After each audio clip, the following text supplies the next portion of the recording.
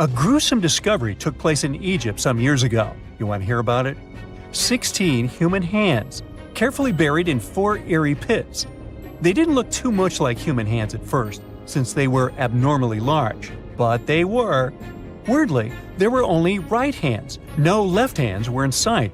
It turned out that it points to the practice of an ancient dark ritual. Old Egyptian art and tales talked of a ceremony where warriors would present the right hand of their adversaries as proof of victory and ask for gold in return. Egyptians believed in the afterlife, so cutting off someone's hand meant you cut off their power eternally. Guaranteeing this type of defeat was interesting to the winning party. Here, the fight was between Egyptians versus Hyksos, who lived in what was once known as Canaan. Egypt has always been the center of some history-changing findings, and some time ago, this papyrus was found. If we stretched it open, it would be just a tad bigger than the height of a skyscraper.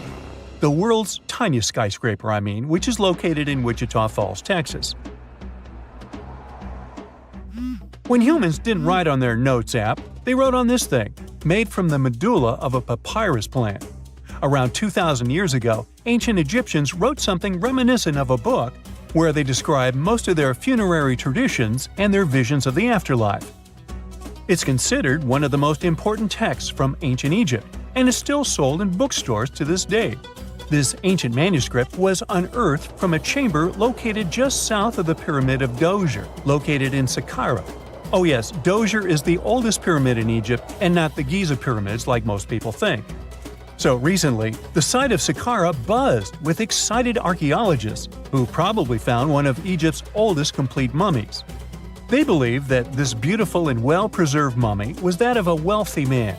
He was discovered in a deep shaft, covered in layers of gold leaves. There are many symbols that show he was an important and wealthy man, like the band he wore on his head, the bracelet on his chest, and the fact that he was embalmed with a tunic, which was reserved for Egypt's finest. The most exciting part of the entire discovery was finding the resting place sealed with mortar, just as the ancient Egyptians had left it 4,300 years ago.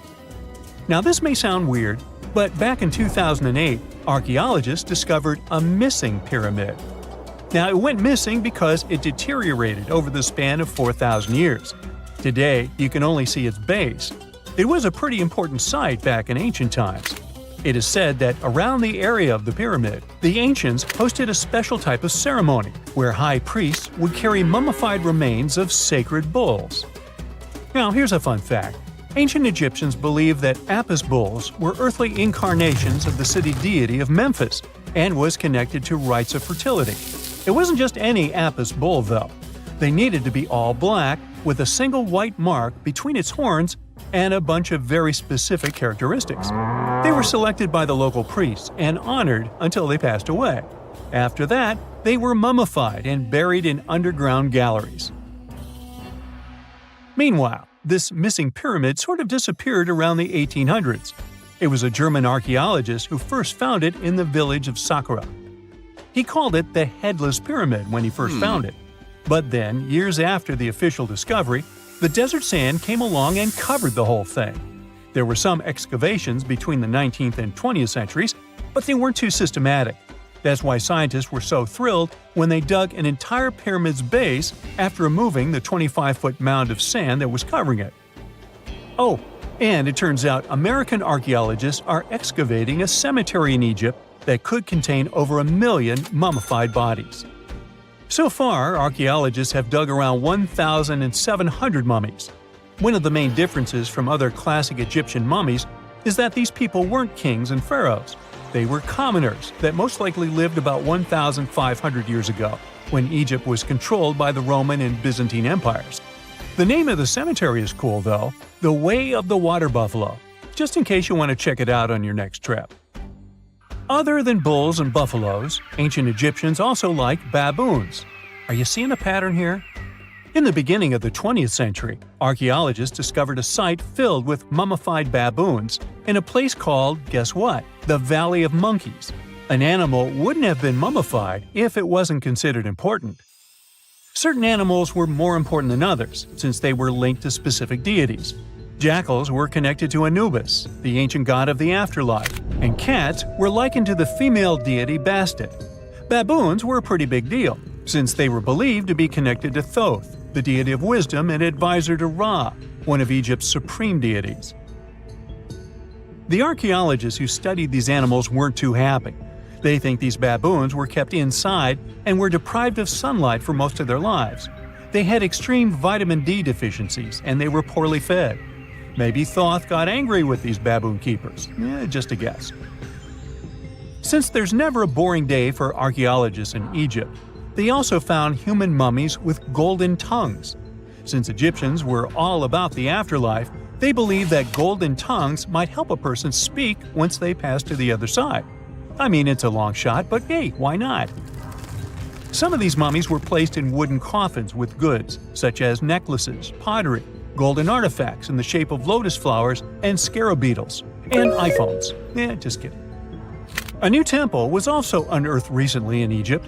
Scientists believe it was dedicated to honor Zeus Cassius. That deity would be a cross between Zeus, the almighty Greek deity of the sky, and Mount Cassius. While digging around the Sinai Peninsula in Egypt, archaeologists spotted two pink granite columns poking out of the ground, and bingo. They believe these columns represented the temple's front gate and collapsed during an earthquake many years ago. And speaking of deities, there weren't only super serious deities. Recently, scientists unearthed a golden ring in a city south of Cairo. No, Frodo, it's not magical. It was a normal gold ring, but it had the depiction of the deity of fun, officially named Bes. This deity is often described in sacred texts as a happy chubby dwarf. Today, many tattoos we get are sorta deprived of any sense and are made of aesthetic purposes only. In ancient Egypt, though, women would get tattoos as a token of protection for childbirth. That's what scientists think, at least. Around the Nile region, scientists found some mummies that had well-preserved tattoos, which is a rarity since the skin deteriorates so easily. Two of these women tattooed their lower backs, and the drawings were simple. They were mostly pictures, including that same chubby dwarf we just talked about, Bes. He also had a side hustle as the protector of women during childbirth. Now, would you believe me if I told you ancient Egyptians invented robots? No? Well, that's because that's not entirely true. Sure, they were astronomers, mathematicians, and engineers, and somehow they also squeezed an eccentric invention into that package – an automated deity some scientists called Hathor. This wooden statue had been in the Metropolitan Museum of Art for years before someone noticed its secret.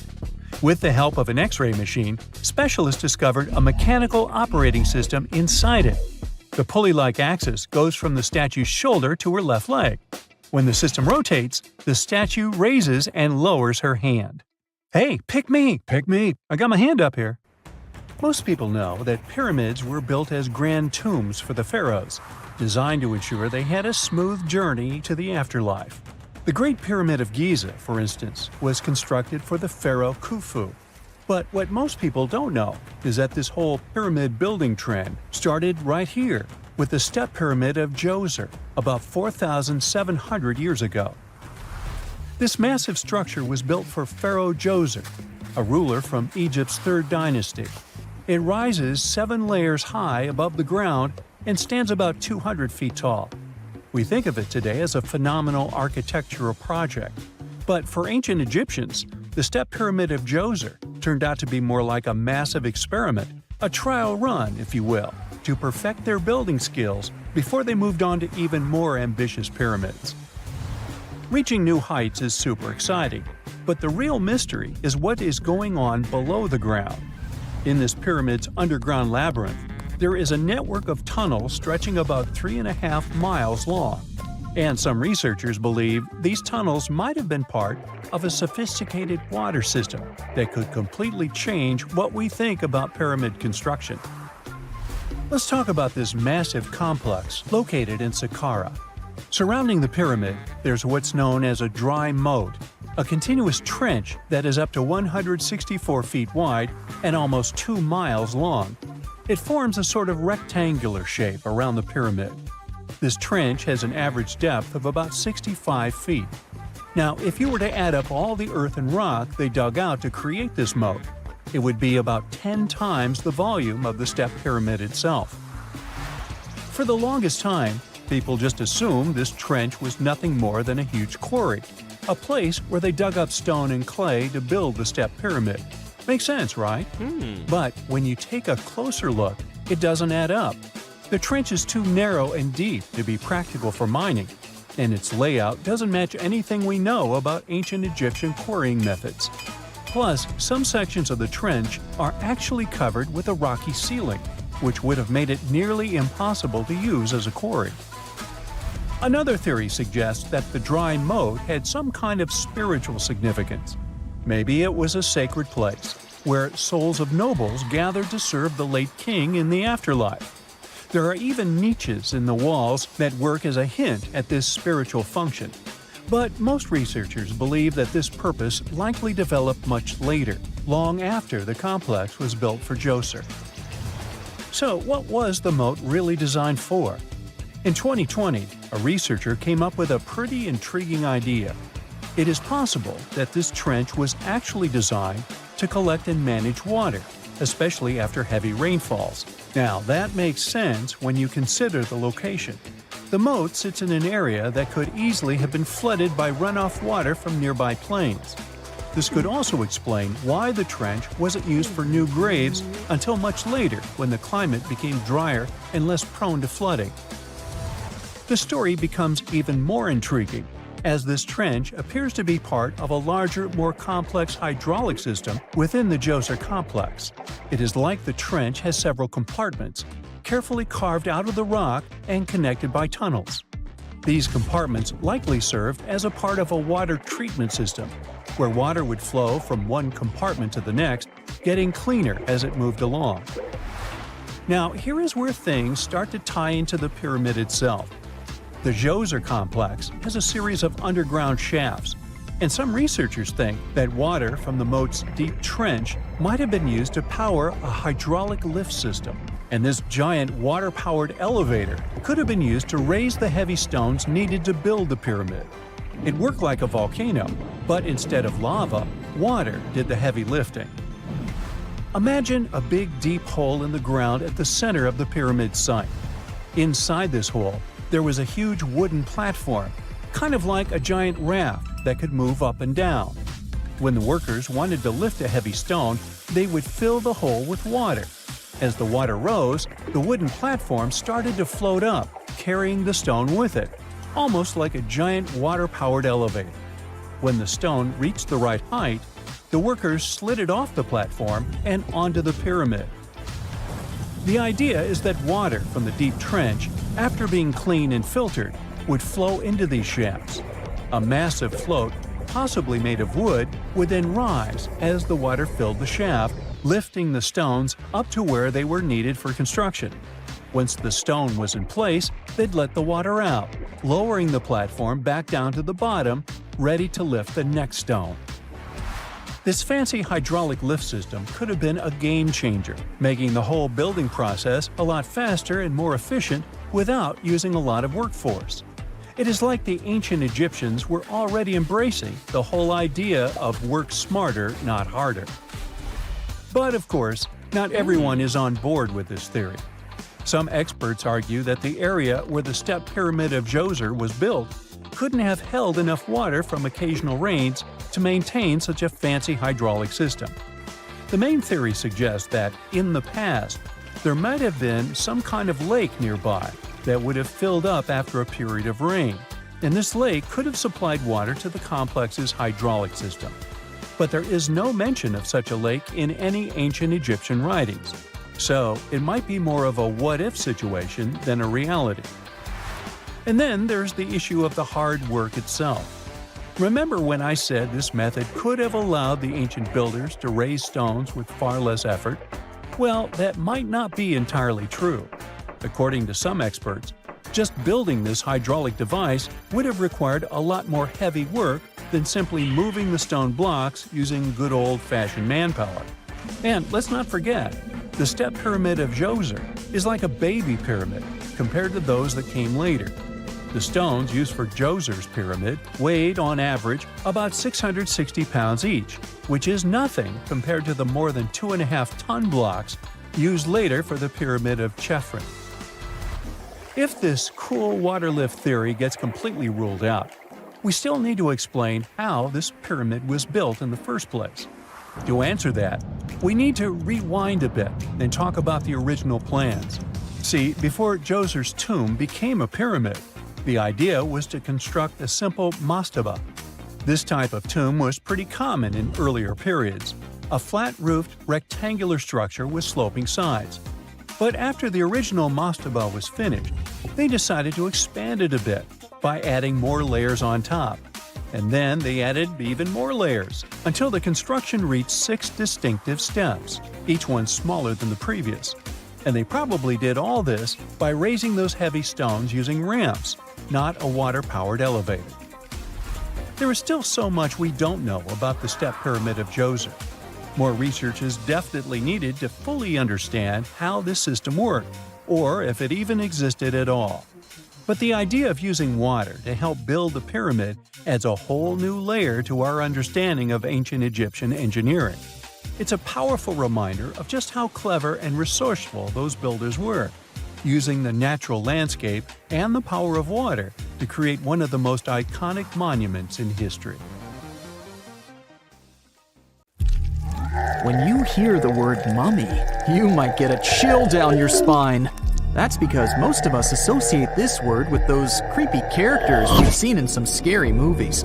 But in reality, mummies have helped us understand a lot about ancient civilizations, their rulers, and about how people used to deal with losing their loved ones. The people most famous worldwide for their mummies are the ancient Egyptians.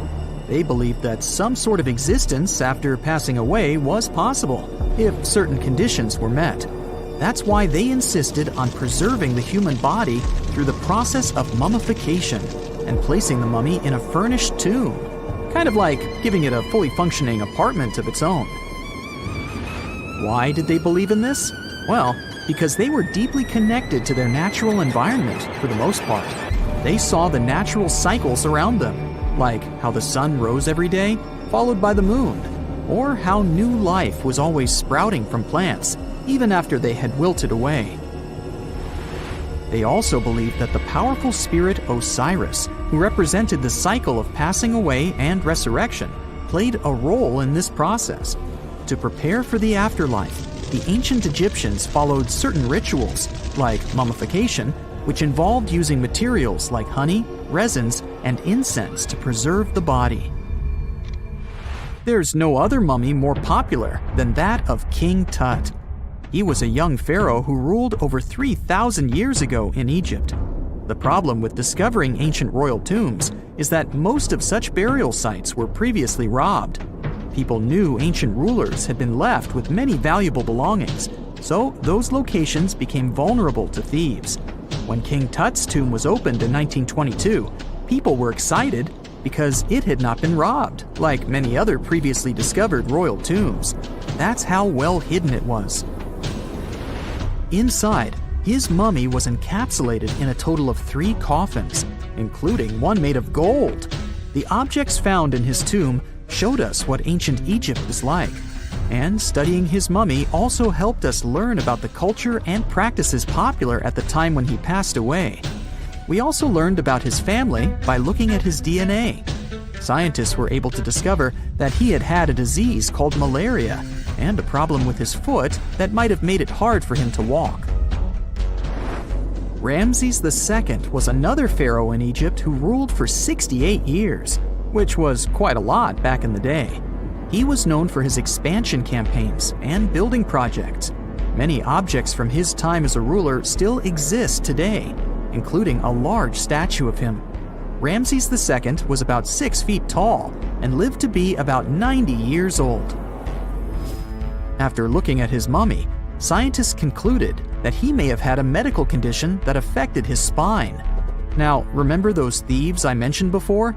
They are probably the reason why Ramses II ended up in a plain coffin in a secret collection of royal mummies at Deir al-Bahari, which was rediscovered in 1881. Thankfully, archaeologists were able to identify him because his journeys had been recorded on his wrappings. The process was really tedious too. In fact, in ancient Egypt, the mummification process could take a staggering 70 days to complete. A special person would say a very specific speech while delicately handling the body and drying it out using a type of salt called natron. They also used linen and resin to make the body look more lifelike and to wrap it in cloth. The tomb was equally as important for ancient Egyptians. The walls of King Tut's tomb, for example, were adorned with intricate artwork that depicted his journey to the afterlife, from his burial procession to his passage through the underworld.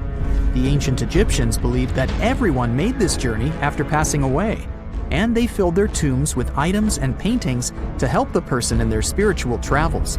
Additionally, the walls of the tomb were decorated with spells from a special book, which contained a collection of poems that the Egyptians believed would help people reach the afterlife.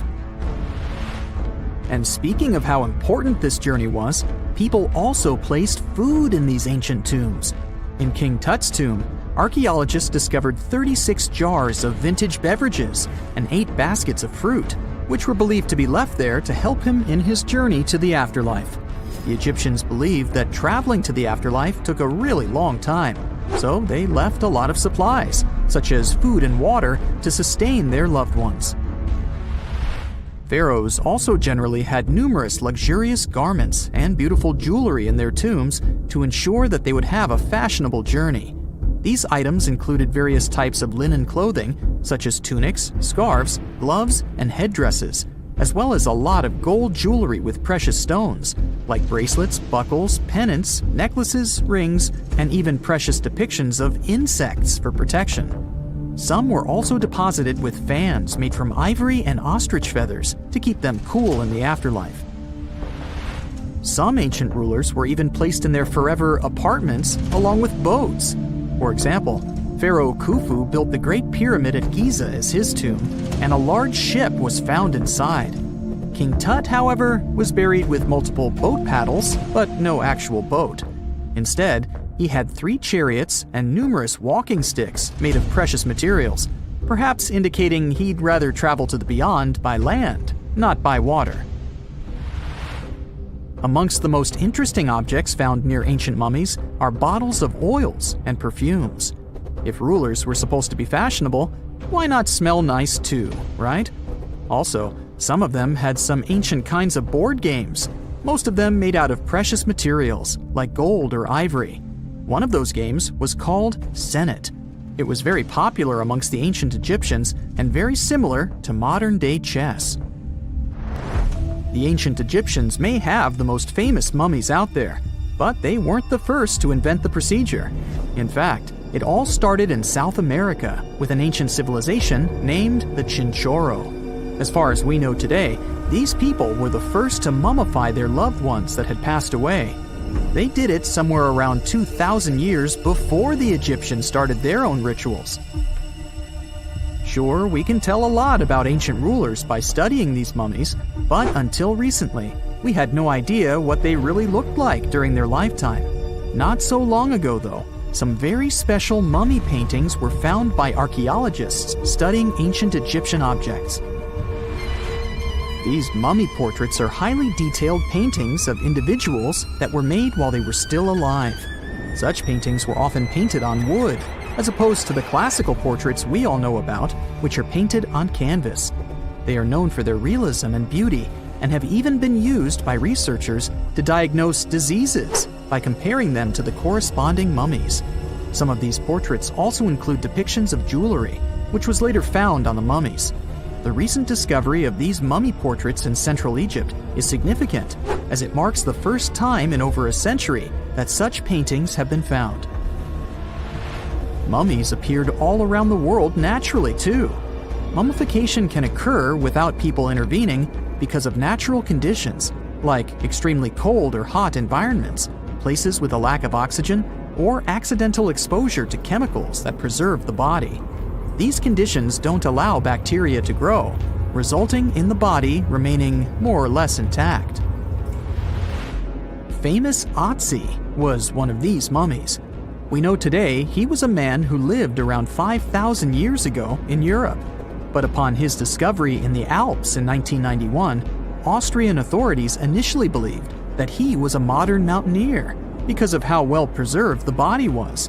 However, after the Iceman was removed from the glacier, it was determined that he was actually from the Copper Age. 2 centuries ago, a 31-year-old Frenchman stormed into his brother's office in Paris. He had only one thing to share. "I've got it!" The man was so excited that he immediately collapsed. He spent the next 5 days in bed recovering his health. Who was this mysterious person, and why was he so thrilled? Jean-François Champollion made one of the greatest scientific breakthroughs in human history. He had cracked the code of Egyptian hieroglyphs. This enabled scientists to finally unravel the secrets of this ancient civilization. They weren't able to read hieroglyphs for nearly 2,000 years. After the Romans took over Egypt, the intricate writing system slowly faded away from people's minds. The last of the hieroglyphic texts date back to the 4th century. For thousands of years, Egyptians used images to show their lives. But the knowledge of how to read these pictures was lost to modern science. The story of hieroglyphs began in 3250 before current era. That's when ancient Egyptians developed writing. Their motivation was to better organize the distribution and storage of goods. One of the earliest examples is a ceramic jar that had an inscription in black ink. There were 2 major writing systems. The first were the hieroglyphs, which literally means sacred carving. Egyptians carved hieroglyphs in stone on temples, tombs, and similar monuments for 3,000 years. They present a system of pictorial texts. A pictograph is a picture or a drawing that stands for an idea of a word. It's a precursor to the true writing as we have it today.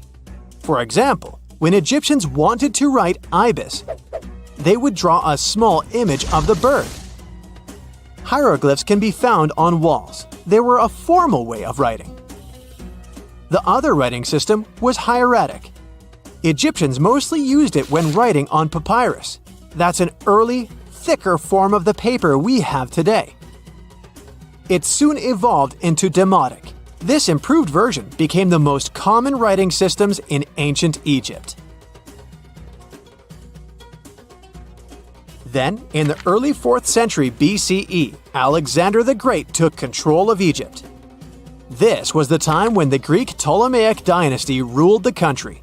You've probably heard of the last ruler of this dynasty, Cleopatra.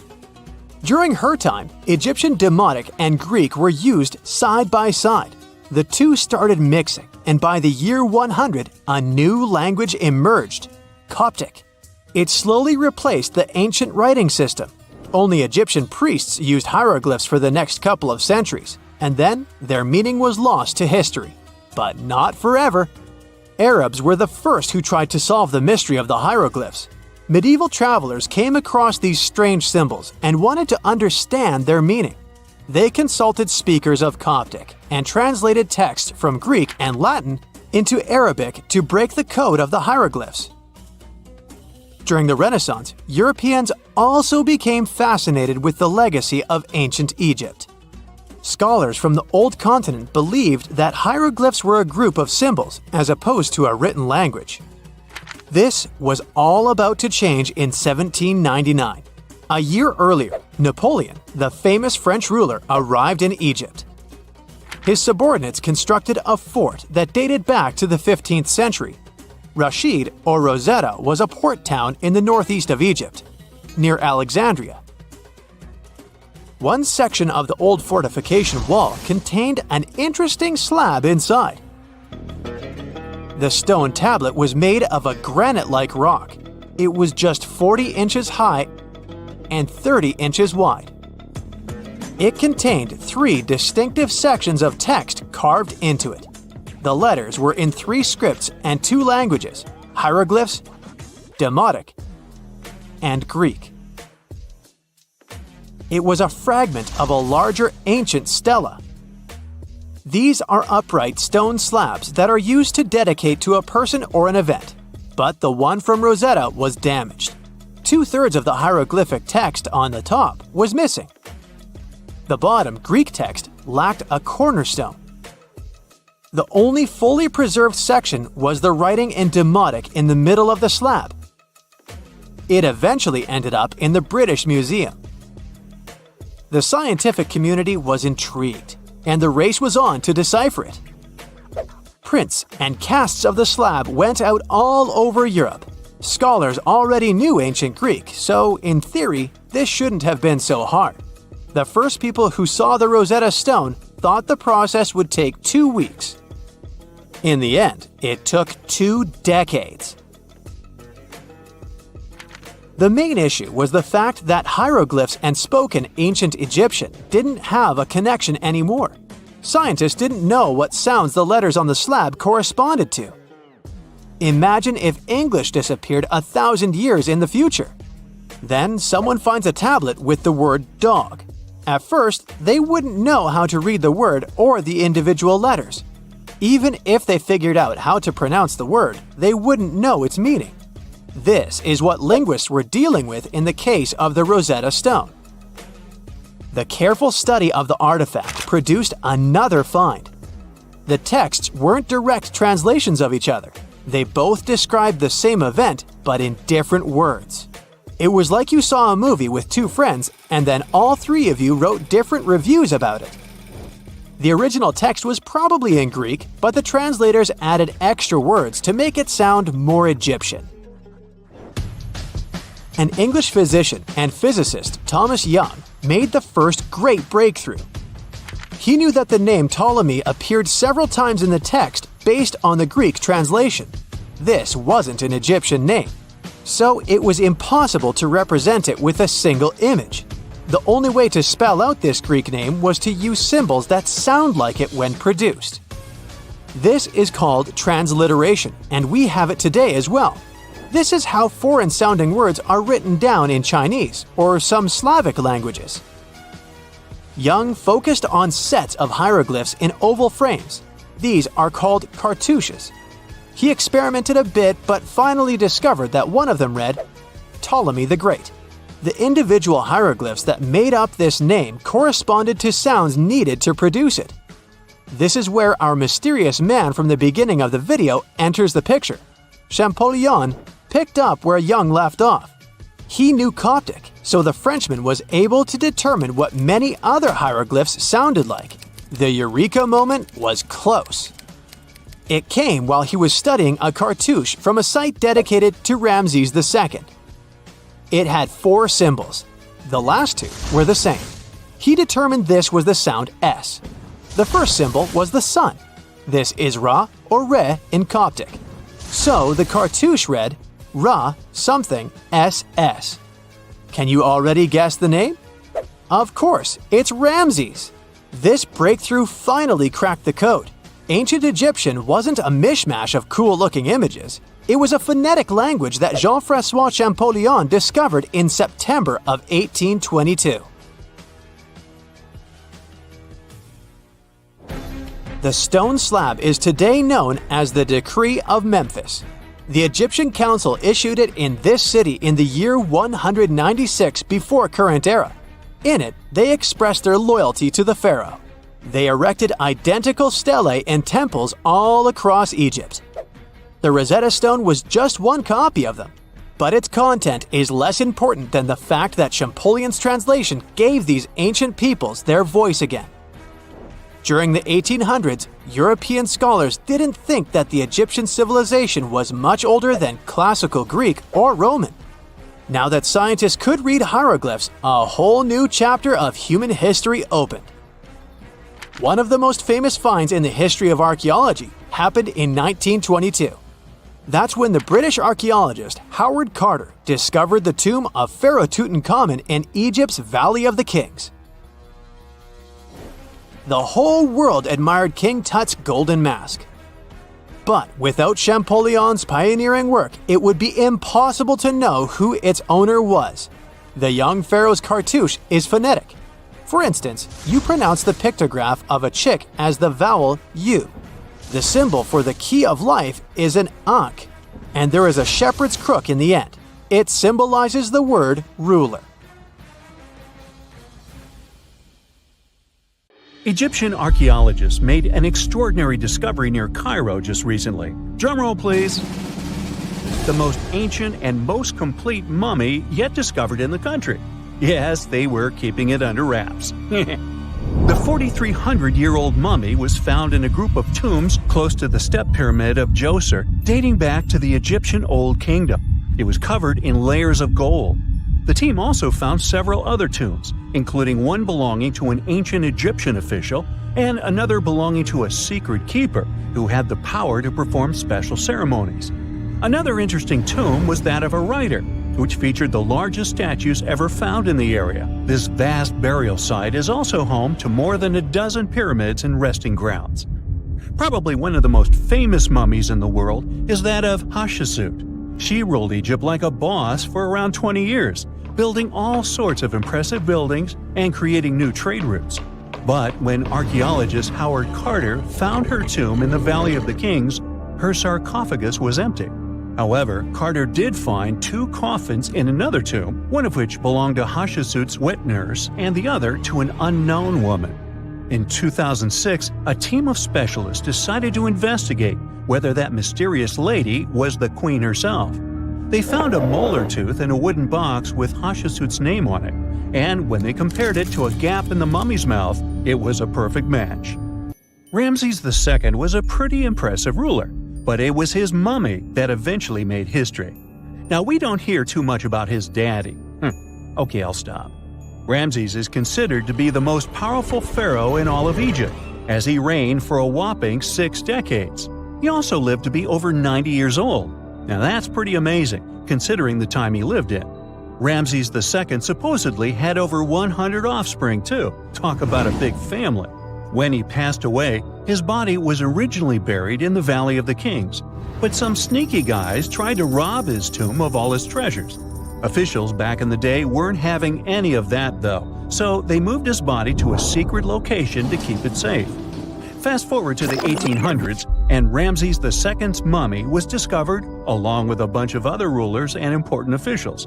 But it wasn't in the best condition, so archaeologists flew it to Paris to get it, pampered. Problem was, he couldn't just be transported into another country. The only solution available was to give Ramses II his own passport.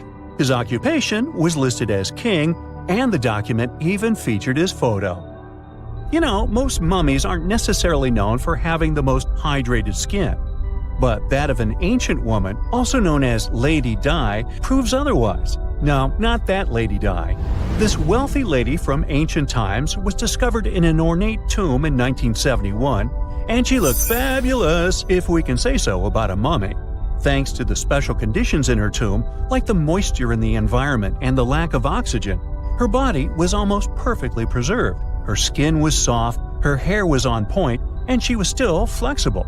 The museum that now proudly displays her mummy also shows a ton of fancy items that were buried with her, like dinnerware and musical instruments.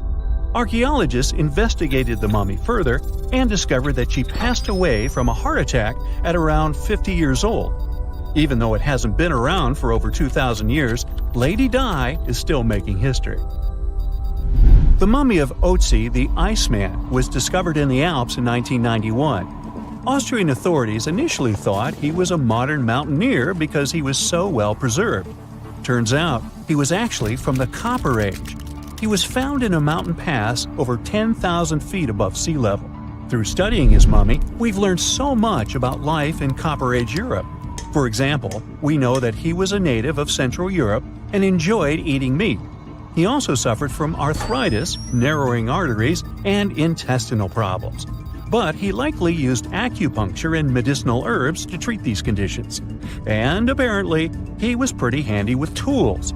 He sharpened them just days before his untimely demise. Who knows if he was expecting trouble or just getting ready for some routine work. Now, King Tut and his story is most likely the one that made all mummies famous.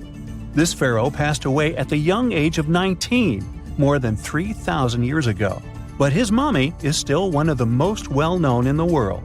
When his tomb was opened in 1922, people went wild because it was still intact, unlike many other royal tombs. It had some seriously blinged-out coffins, including one made of solid gold. Not only did Tut's tomb give us a glimpse into ancient Egyptian history, but his mummy also taught us a lot about the time he lived in. DNA analysis helped identify his parents and revealed that the pharaoh had a rare bone disorder that might have made walking a bit tough. Now, Ginger is most likely one of the coolest mummies you'll ever hear about. He's like a time traveler from 5,000 years ago who's still looking fly with his golden hair and perfectly preserved nails. Ginger was discovered in Egypt and is believed to be the earliest known mummified body. Before people even knew about mummification, they used to place bodies in shallow graves in the hot, dry sand. And since the sand absorbed all the water, bacteria couldn't reproduce and the body was preserved naturally.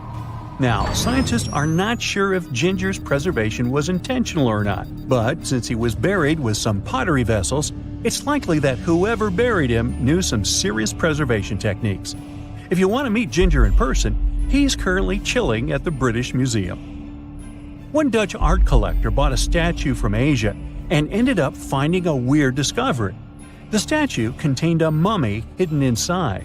Unfortunately, the body was too fragile to move, so they had to leave it there.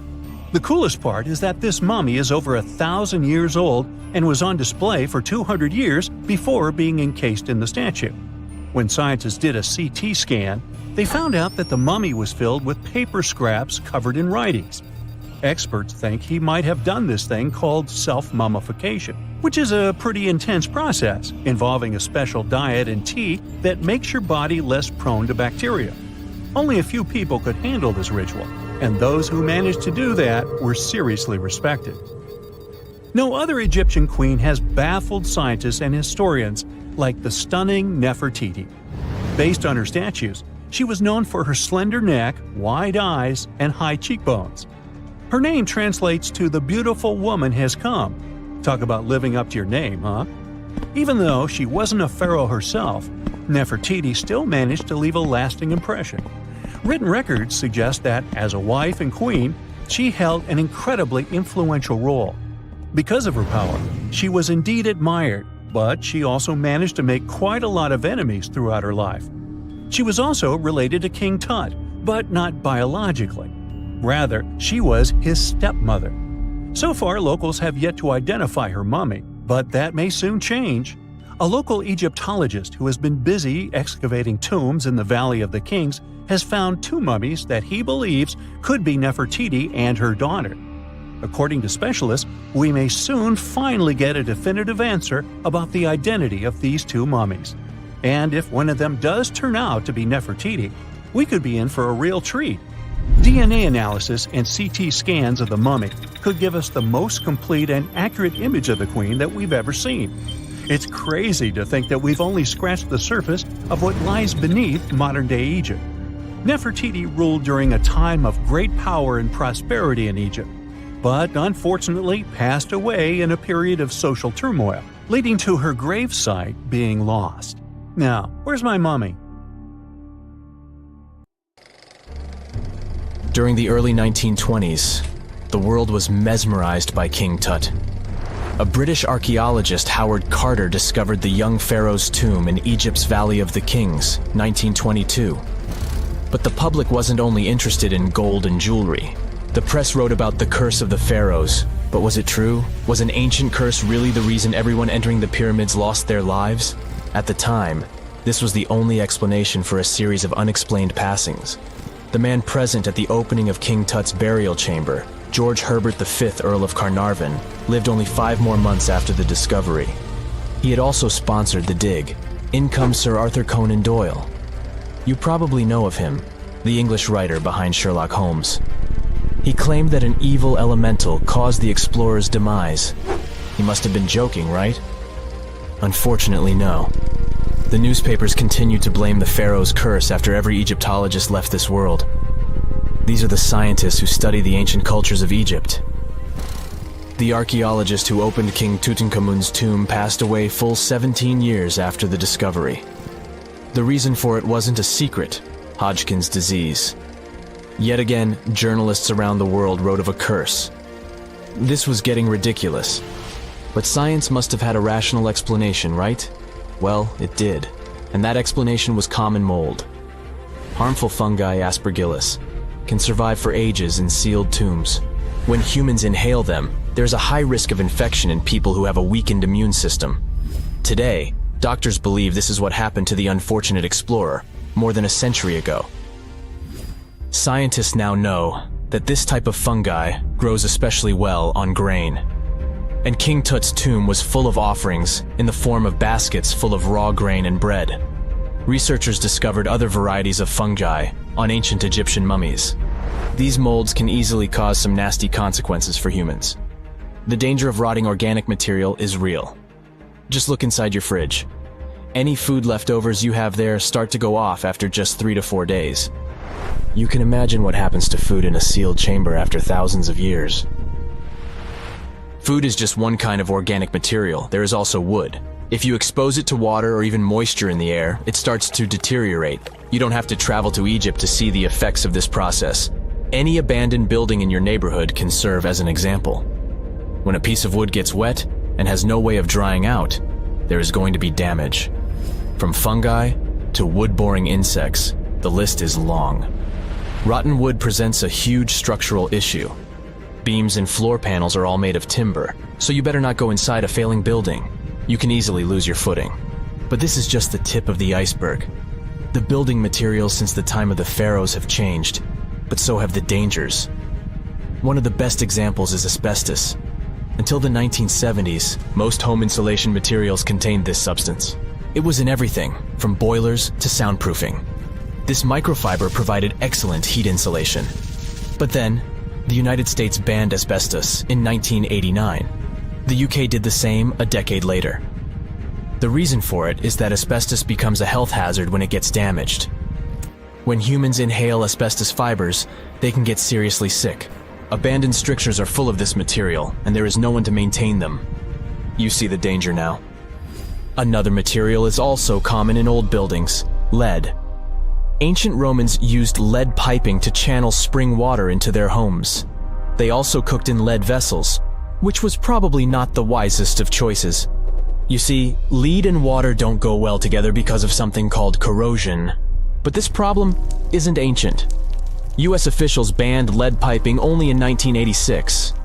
That means that 7% of American households still have lead service lines. And this is not the only source of poisoning. Until the mid-1960s, builders used lead paint to coat woodwork.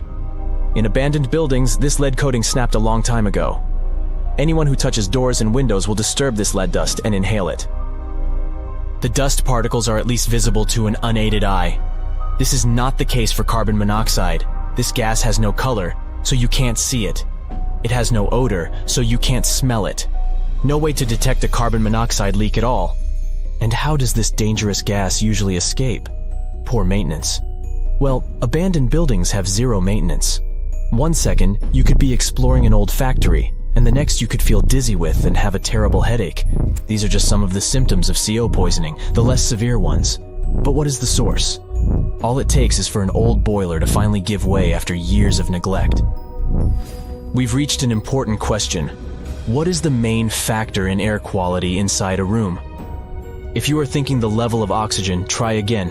It turns out that oxygen levels drop by only 0.3% in 8 hours inside an airtight room.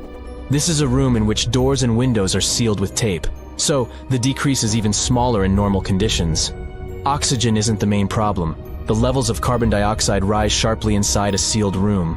This is the direct result of human breathing. We inhale oxygen and exhale CO2. Think of it as a waste gas. Normally it's only a tiny portion of the air we breathe, 0.04%. But in a sealed room, high levels of carbon dioxide will make you feel drowsy. And that's the last thing you need when inside a dilapidated building. Carbon dioxide will decrease your ability to think clearly. Researchers from Harvard did an interesting study in 2016. They had office workers come in 6 days in a row to complete a problem-solving test. During the week, they gradually raised the carbon dioxide levels in the mock-up office. The results of the same test kept getting worse over time. There are many factors at play, but CO2 levels definitely had an impact on the workers' problem-solving ability. The test took place inside a typical office environment, not inside a crumbling building where visitors must watch their every step. When I say visitors, I really mean trespassers, and trespassing is a criminal offense in the United States. This goes both for private and public property. If you defy the law, you can be fined up to $5,000 or even face lockup time. That should make you think twice before jumping over a fence with a no trespassing sign.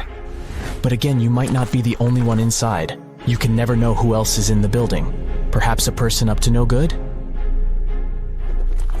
It doesn't have to be a person at all. Animals can pose a threat as well. You would be startled if you saw a rat, for example.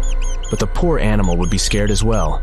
It might bite you. The list of diseases rats carry is pretty long. But rodents' teeth can cause other forms of damage. They grow constantly, so the animal has to constantly nibble on something to stop them from overgrowing. If you ever felt peckish at 1 a.m., you know the feeling. Electric cables are high on the rodents' menu. Abandoned buildings have plenty of those. Old wiring is dangerous on its own. Structures erected before 1984 often used wires made out of aluminum. Today, copper is the standard because an aluminum wire is 55 times more likely to catch on fire than a copper one. Flipping a switch in a rundown building can cost you your life. Be on alert for telltale signs that something is wrong. Lights that flicker, sparks from sockets, and the smell of smoke. And yeah, don't count on an earth cable to protect you from electrocution. Ground cables became standard only in the 1960s.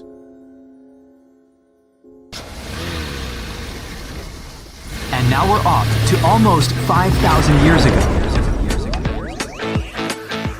Let me take you to ancient Egypt, where back in 2550 BC, guess what? The construction of the Great Pyramids of Giza started. People learned to build cathedrals and skyscrapers, but it wasn't until recently that these massive buildings appeared.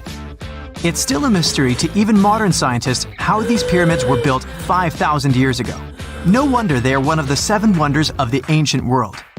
They're also the oldest of them and the only wonder of the ancient world that still exists in the 21st century. It must have taken a lot of cooperation to build a thing that massive, even for today's metrics. But the Giza pyramids weren't the first pyramids ever. The first one, called the Step Pyramid, was built around 80 years before the first Pyramid of Giza in 2630 BC for King Djoser. It wasn't meant to be extraordinary, but ended up being quite impressive. It was a pyramid of 6 stepped layers of stone. It was 204 feet high, which is as tall as a 19-story building. And it was the tallest building that existed at that time.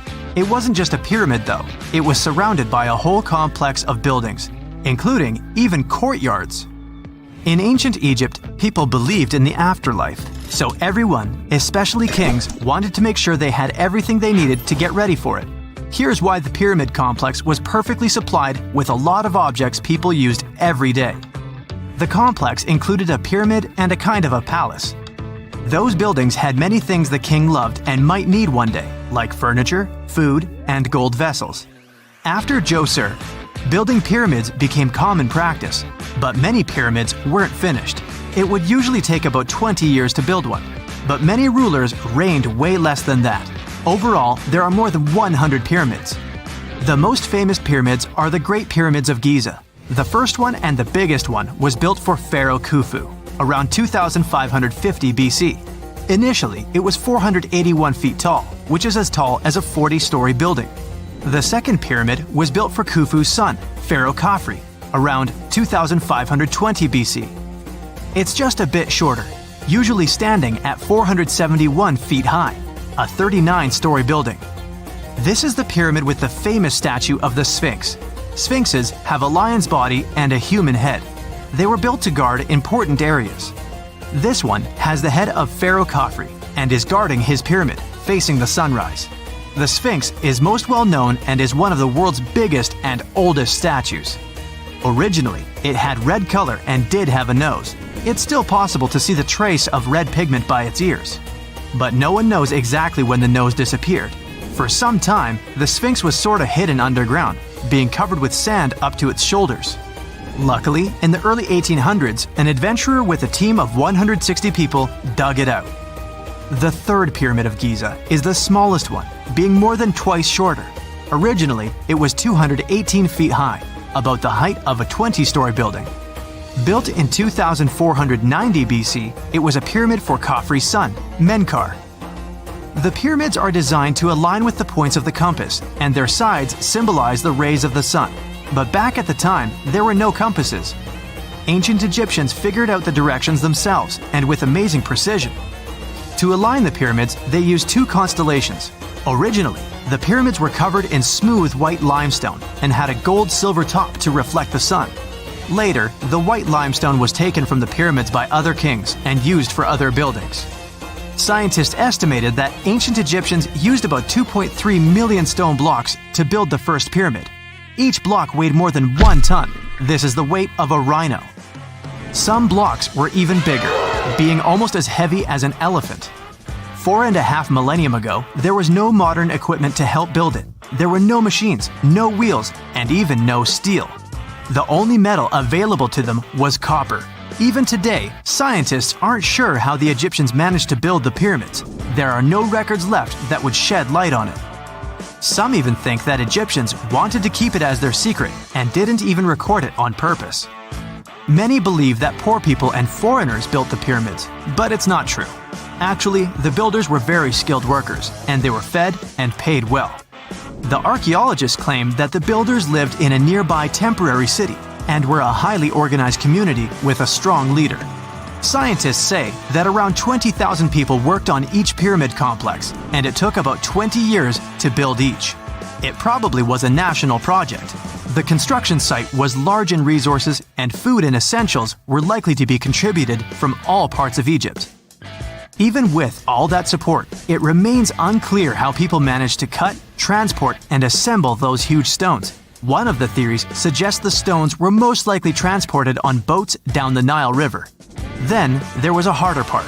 They had to be moved to the construction site. For that, they probably used wooden sleds. It wasn't very hard to pull them because the sand mixed with the right amount of water was pretty slick. And 10 people could move a sled even with a rock weighing 1 ton pretty easily. Finally, one last problem. The stones had to be lifted and put into place. Archaeologists have discovered the remains of the ramps system that dates back to when the pyramids were built. Most likely, the Egyptians designed a unique system to move and pull huge stone blocks, but no one knows what it looked like exactly. The most common opinion is that there were several ramps around the pyramid to help move the blocks. The ramp was growing with the pyramid getting higher. They suppose people were walking up the stairs, pulling the stone on the wooden sled up in the middle on the sandy ramp. But this is just one of the options. Others say that the ramps were going around the pyramid. Some say the ramps were inside the pyramid. But we'll never know for sure, and it'll forever remain a mystery, just like the ancient Egyptians wanted. Surprisingly, there's not much inside the pyramids. Most of it is just solid stone with very little open space. But let's take a quick look inside the biggest of the pyramids of Giza.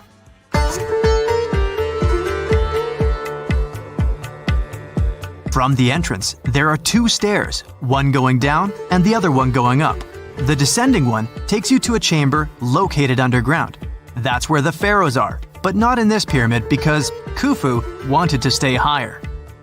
The underground room is partly unfinished. The room with Khufu's sarcophagus is called the King's Chamber. It's upstairs and then through the tall and long Grand Gallery.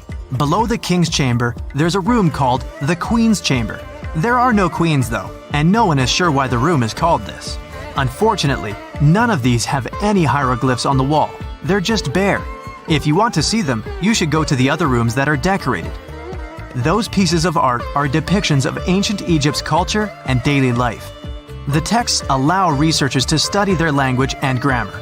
Sadly, the treasures that once were here in the pyramid are long stolen. From that room, there are several tunnels for an unknown purpose. There are many tunnels and passages inside the pyramids. There are many chambers and shafts and secret ways. Scientists have been sending little robots with cameras there for some decades already. And the robots did discover another chamber a bit upstairs with hieroglyphs on the walls. But even today, much of the pyramids is still unknown. and there's no so-called building plan of the pyramids. Egyptians did create a mystery no one can crack for 4,500 years already. Scientists recently started to X-ray the pyramid to learn what's inside it without entering it and its narrow, mysterious tunnels.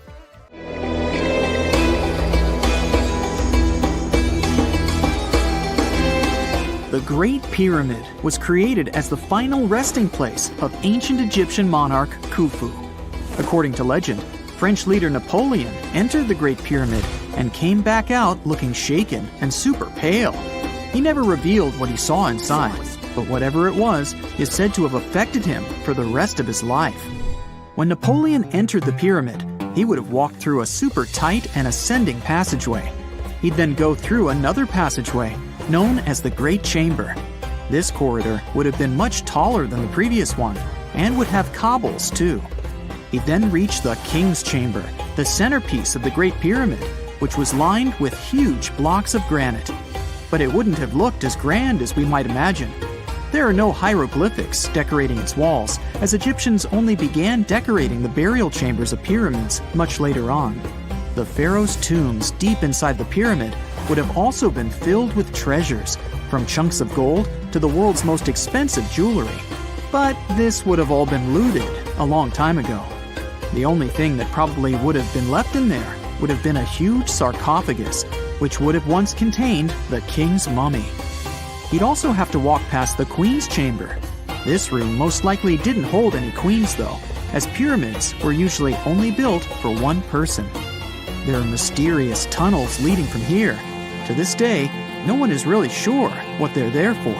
And that's not the only mysterious and creepy thing Napoleon may have encountered, as stories of pharaohs leaving ancient curses on pyramids go way back. Many pyramids had warnings written on the outside, telling of horrifying things that would happen to those who entered and disturbed the peace. We might not know what exactly Napoleon found in the Great Pyramid that scared him so much, but we know for sure what was found in Tutankhamun's tomb.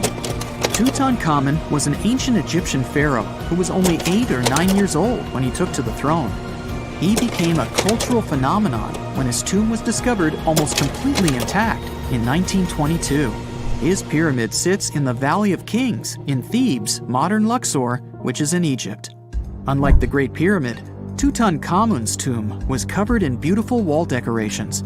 The walls told the story of how he would travel to the afterlife through the underworld.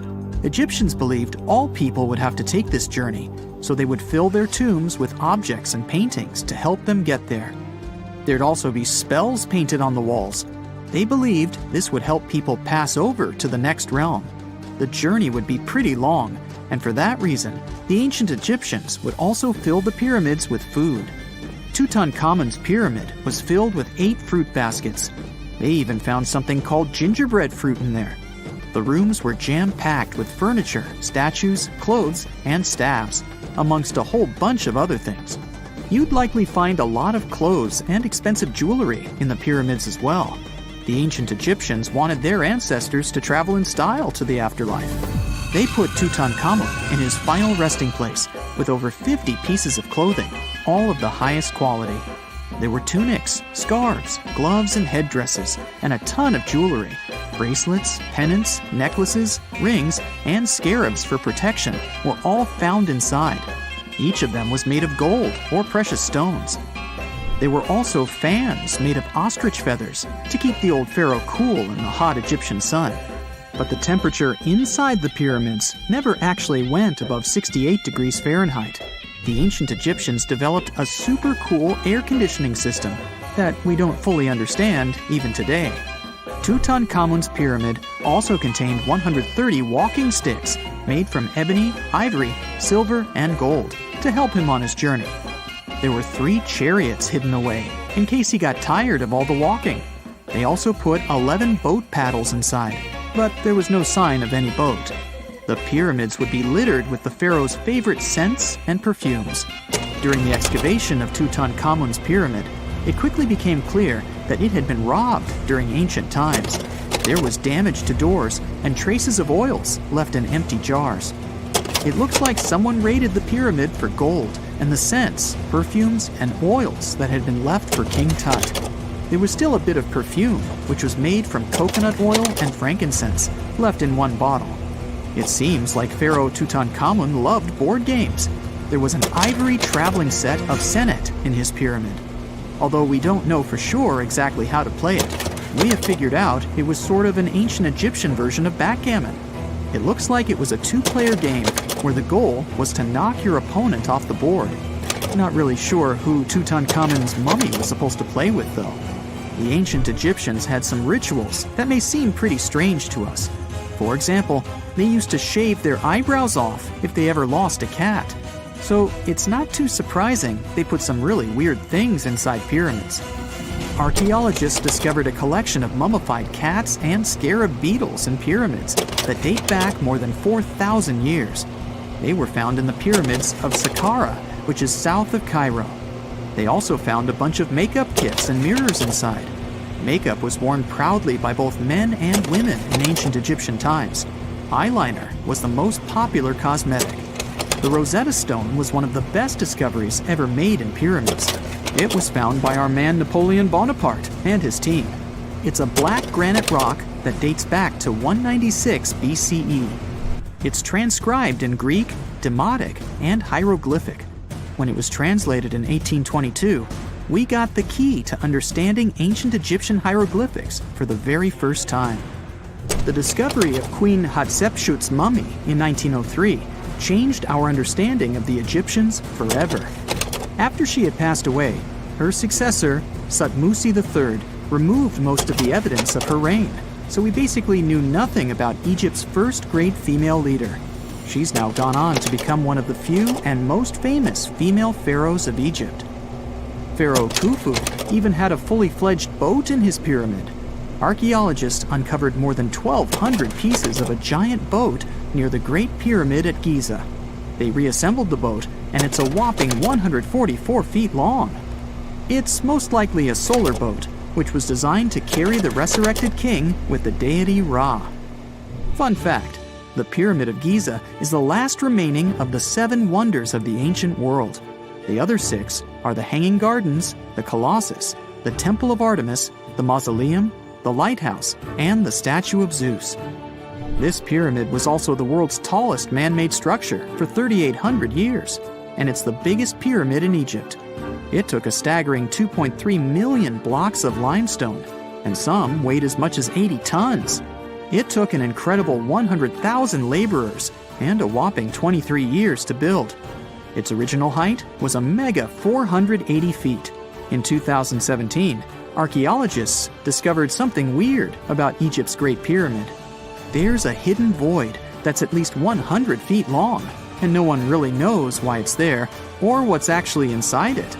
The weird void is the first inner structure discovered within the 4,500-year-old pyramid since the 1800s. Scientists used cosmic rays to detect the massive hole, but are still no closer today to finding out what's inside. The ancient Egyptians took a lot of care building the pyramids, and everything was strategically placed and structurally sound, so it's super unlikely that this hole is due to blocks falling over time. Loads of pyramids also contain small model figurines called ushabti. These represented attendants. They believed they would come to life to serve the pharaohs in the afterlife. But it's amazing that all this stuff actually fit inside. There isn't actually a huge amount of space inside the structures. It's mostly just rock. Unlike many other ancient Egyptian burial grounds, King Tutankhamun's tomb stayed hidden and free of unwanted thieves for 3,000 years. One reason was that the tomb was smaller than average and tucked away in a place called the Valley of the Kings. This area was already being extensively explored by the time they stumbled upon Tut's spot. The entrance was all covered in debris from building a nearby tomb, which must have also helped keep it a secret. There were also 0 writings or signs on the outside of the tomb. Time passing also played a part in keeping it in amazing shape until the 1920s, when a man named Howard Carter finally made it in. But was Carter that big of a hero? Some recent findings say he might have been sneakier than initially thought. People used to think Carter wasn't just a glorified treasure hunter, he was a true archaeologist. Before Tut, he had been on a relentless quest for Egyptian artifacts. He discovered his interest in these unusual objects when he was a child, and soon started drawing the sculptures and inscriptions that were found in ancient tombs. After stumbling upon the remains of King Tut, Carter spent a decade recording and processing all sorts of objects, like golden thrones, chariots, and statues from Tut's tomb, shipping them down the Nile to Egypt's museum in Cairo. Well, at least that was the official story. More recent discoveries claim that not all of the objects made it to Egyptian officials. A secret letter seems to uncover Carter's little 10 for them, 1 for me policy. The letter in question was sent to Sir Alan Gardner, a philologist and friend of Carter's, dated from 1922. In these writings, Carter mentioned having found the tomb and was asking his buddy for some advice. In another letter from 1934, Gardner seems to be thanking Carter for an amulet, which was sent to him as a thank you gift. Carter was adamant that it didn't come from Tut's tomb, but evidently it did. Even the British director of the Egyptian Museum was onto Carter's sneaky endeavors, but couldn't prove it. He compared Gardner's amulet to others from Tut's tomb, and lo and behold, they were a perfect match. Gardner was so disappointed to have been put in such a sticky situation that he vented to Carter in another letter. Deciding to be a good friend, Gardner didn't throw the famous archaeologist under the bus. Instead, he advised Carter to take those stolen goods back to Cairo, just like he'd advise you to like this video and subscribe to the Brightside channel for more amazing videos on the most unique topics in history. It's not the only shady piece of information on Carter's post-discovery behavior. In 1947, a man named Alfred Lucas, who used to work with a controversial archaeologist, gave some information in an obscure journal in Cairo. He claimed that Carter sneakily cracked open the burial chamber door himself. Then he sealed it back up like nothing had happened before the official uncovering. Now, why would he do that? Well, the same theory suggests that Carter and his crew might have entered the tomb early so they could get their hands on some ancient goodies. Obviously, these people couldn't risk having such objects sold while they were still alive, but made sure they were auctioned off after they passed. Carter, though, never confessed to anything.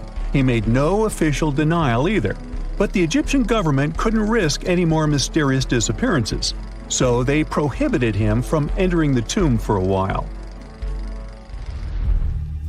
Some have connected this apparent stealing to the curse of King Tut.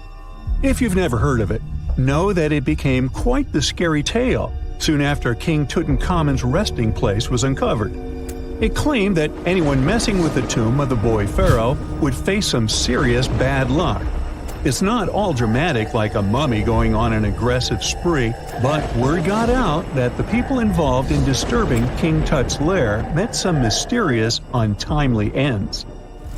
The main untimely passing related to this supposed curse is that of George Herbert, the 5th Earl of Carnarvon. He was this British aristocrat who helped fund the search for the tomb. He passed away just a year after the tomb was opened. Now, people love to call it mysterious, but it turns out that Herbert was already in pretty bad shape health-wise when he got to Cairo, and he ended up getting taken down by a regular disease. Now, let's talk numbers. There were a lot of people linked to this tomb opening: security guards, archaeologists, and supporting staff. And sure, a few of them did pass not long after the tomb started receiving visitors.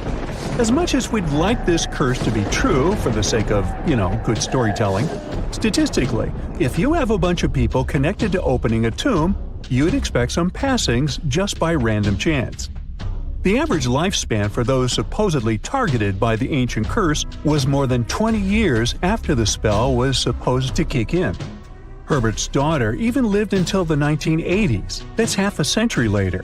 And Howard Carter himself lived until 1935, a solid 16 years after the big reveal. Some have suggested that the whole curse was nothing more than a careful PR strategy.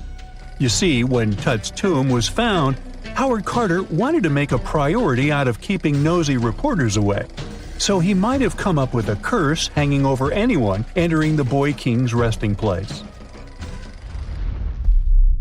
What was stolen from King Tut's tomb anyway? Well, some jewelry to begin with.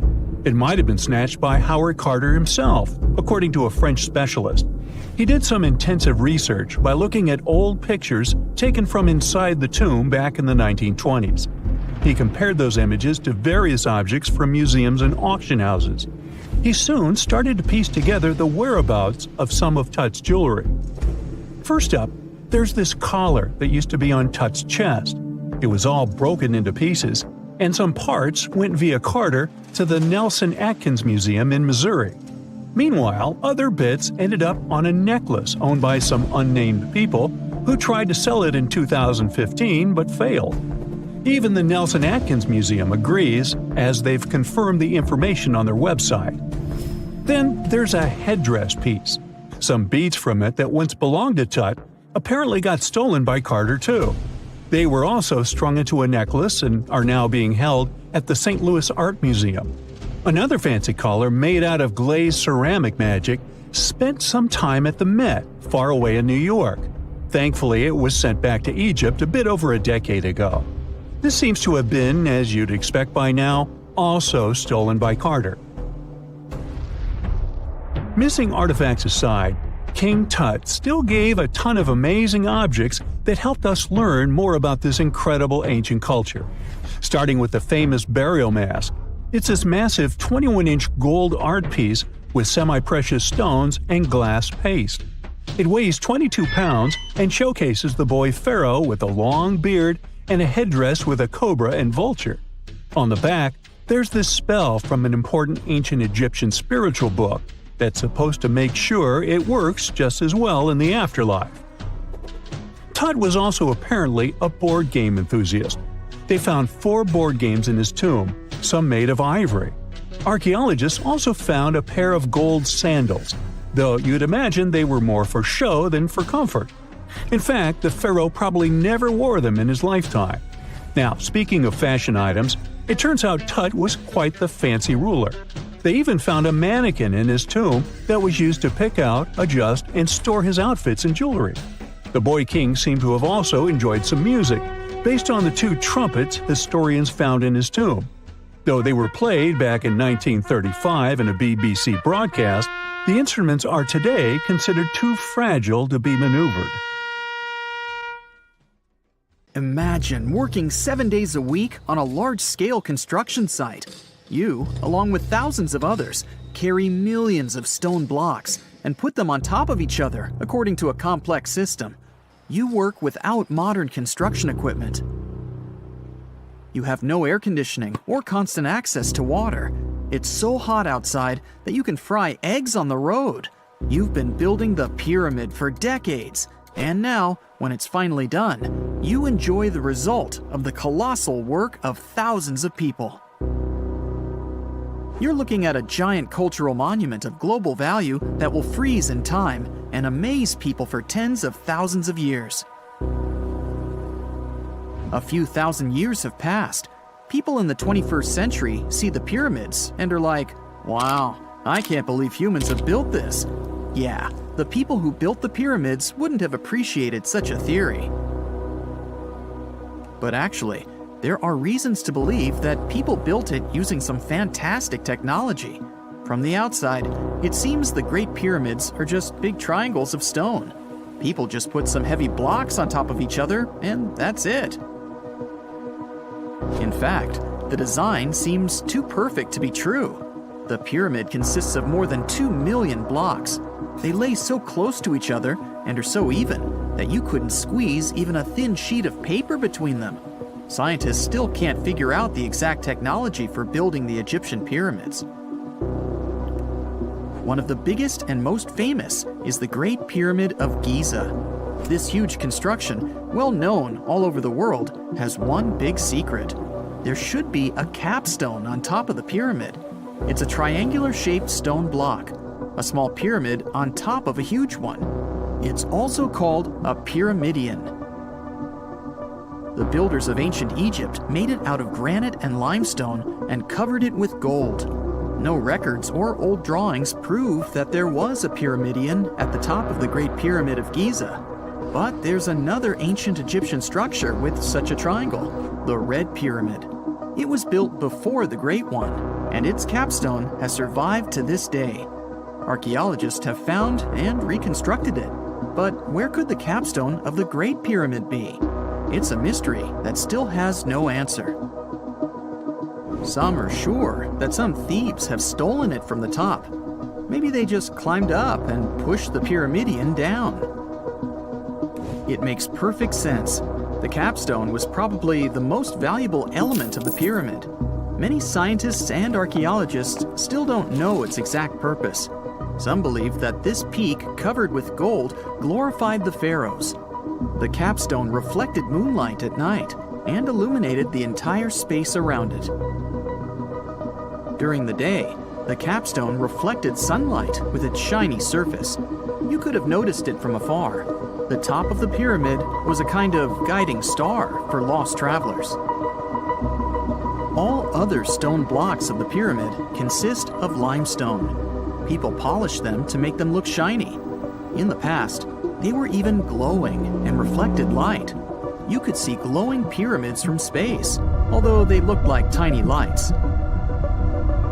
Over thousands of years, winds, sandstorms, and rains have changed the pyramid's appearance. If people had taken care of them all this time, they would have looked like something out of science fiction movies, or the pyramids from Las Vegas. But unfortunately, we will never see their original appearance.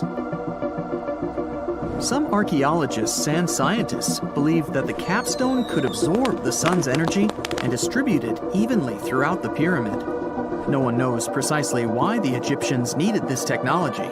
There's a theory the pyramids are ancient energy systems. The pharaohs applied this energy to use some unique technologies that were more advanced than all the achievements of the 21st century. And the triangular shape of the pyramids was ideal for boosting this electromagnetic energy. In theory, solar radiation, or electromagnetic forces, accumulated at the top of the pyramid, filled the inner rooms, and then went down the walls to the base. Any surface distortion could prevent the flow from spreading, so they had to create a perfectly smooth surface. That's why they installed the blocks so that nobody could squeeze a needle or razor blade between them. Many people believe in this theory because they built the pyramids from limestone. This material can hold energy inside itself. In the inner part, they created granite deposits to cause air ionization, that is, to create an electric charge. They also dug channels under the pyramid for water to transmit electricity. And at the top, they put a gold capstone, the best conductor of electricity. So, this is how you get a great power generator. Different cultures used similar technologies to create electricity all over the world. But these are all theories. If it had been working, humanity would have used these technologies today. There are mentions of the metal industry, chemistry, engineering, physics, mathematics, and astronomy in some ancient records. Most scientists don't believe in all these things. We know the detailed stages of the technology's development in different cultures.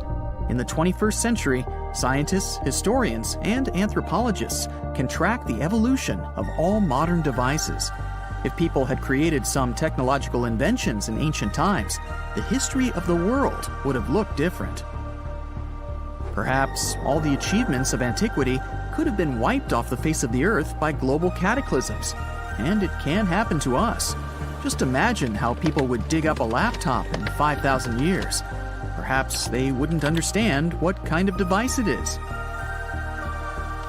Another Egyptian wonder surrounded by mystery is the statue of the Sphinx. The Egyptians carved it out of a single massive piece of limestone about 4.5 thousand years ago. But scientists still don't know the exact date of its construction or who built it. People painted the Sphinx in different colors, so it looked much brighter and more vivid in the distant past. It was shining just like the Great Pyramids. Anyway, time hasn't only changed its appearance, but its name too. Initially, the Egyptians called it Horemheb. The Greeks renamed it the Sphinx about a few hundred years after it had been built. The Sphinx emphasized the greatness of the rulers of Egypt. It also performed a symbolic function of a watchdog guarding the tomb of the pharaoh and the paths leading to it. This version sounds realistic, since archaeologists have discovered many secret entrances at the foot of the Sphinx. Perhaps these rooms and intricate tunnels lead to underground halls with treasures. And treasures don't always mean gold and jewelry. According to legends and theories, the Sphinx guards the Hall of Records, the storage of all humankind's knowledge. The information about the ancient mythical state of Atlantis could be there. You can find many detailed maps of the internal dungeons of the Sphinx on the internet. They show structures 12 stories deep under the statue. It looks like a small city filled with gold, scrolls of knowledge, and various ancient artifacts. But don't believe all these maps. These are just theories. Several thousand years have passed, but people have very little information about it. Archaeologists know that there are still many strange and exciting things about the Sphinx that are still undiscovered. Some locals are afraid to research because they believe they can awaken something terrible from the underground depths. Therefore, it's mostly scientists from other countries who conduct the excavations. In 1998, scientists discovered strange tunnels leading to empty rooms under the Sphinx. They realized that some people tried to get there through tunnels in the past, and maybe those people took all the treasures that were there. One of the legends says that some powerful artifact lays beneath the Sphinx. Its technology can change the whole world, but the locals are hiding it because it can damage the planet. Some believe that you can find evidence of unknown technologies painted on the granite walls in the pharaoh's tombs. But most likely, these paintings and signs tell us the myths and legends of ancient Egypt. But what if Egyptian symbols and drawings are detailed instructions for using ancient technologies? What if the locals that lived at that time thought, people in the future won't be able to get energy themselves. Let's leave some detailed instructions for them. Anyway, there are many riddles and theories. In reality, the search for answers is a dangerous undertaking, since it's not easy to get into the underground halls. Excavations can ruin the structure of the entire Sphinx. Any person inside the tunnels may get lost and never be able to find their way back. Besides, it costs a lot of money. Now, what would be awesome is if people could invent some device that could scan underground areas and show their detailed models. For more than 3,000 years, the gold mask of Pharaoh Tutankhamun stayed hidden in the Valley of the Kings. This artifact, which stands about 21 inches tall, shows how skilled and artistic the ancient Egyptians were. But nobody expected that X-rays would reveal its biggest secret. King Tut was the last ruler of his family during the 18th dynasty. He took the throne at just 9 years old, but ruled for only 10 years before he passed away unexpectedly. If we're being honest, back in ancient Egypt, he was mostly forgotten by the rulers who came after him. His tomb wasn't a big deal for them, so much so that even the grave robbers forgot about him. It might sound a bit sad, but the truth is that it was actually great news for us. Since his tomb was practically forgotten, it ended up being perfectly preserved. While the other tombs in the Valley of the Kings were looted, his remained sealed and untouched. So when it was discovered back in 1922, it had over 5,000 precious objects inside. That made Tutankhamun basically an instant celebrity and one of the best-known pharaohs nowadays.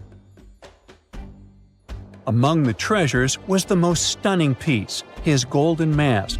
This mask is said to be an exact image of the king's face, or at least it was supposed to be, but we'll get to that later. The purpose of this accurate representation of his face was to make sure that his soul would recognize him in the afterlife and return to his mummified body. In ancient Egyptian beliefs, this would allow him to continue living in the afterlife. The details of the mask clearly looked incredibly difficult to create, but people didn't realize how complex it truly was until many years later. The first X-rays of the mask were taken in 1967. Back then, the main reason for these scans was practical – conservation. The mask was heading to Paris for an exhibition, and it was the first time it had ever left Paris. This would help them keep track of any changes during the exhibit. Plus, the images could give clues about how the mask was made, but back then, they probably didn't fully realize just how complex its construction was. I mean, Egyptian goldsmiths didn't use modern soldering techniques, so how did they make this mask? New X-rays taken in 2007 gave us some answers. It turned out the Egyptians didn't use pure gold, which is 24 carats. The mask was actually made of 23-karat gold, meaning it was mixed with another material. So specialists discovered that the gold sheets contained a small amount of copper, a reddish-brown metal. This was likely done to make the material more flexible and easier to shape. They would then shape the gold sheets by heating and hammering them over and over again. But there was one more secret inside the mask that wasn't discovered until 2015. The year before, the staff at Cairo's Egyptian Museum were working on the mask display when the long beard of the mask accidentally got knocked off. Another theory is that the beard had become loose over time and just fell off. Either way, the fact that King Tut's beard came off caused a lot of stress. After all, we're talking about one of Cairo's biggest tourist attractions, so the experts had to fix the problem quickly. The restoration process started with a detailed recording of the mask's condition.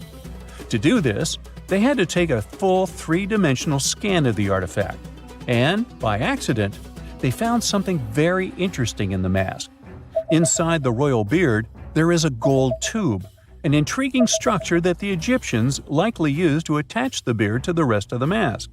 And that proved, once again, that the process of making this mask was even more complex than experts thought. But the mysteries don't stop there. Remember how we mentioned that the mask was thought to perfectly represent King Tutankhamun's face? Well, that might not be entirely true.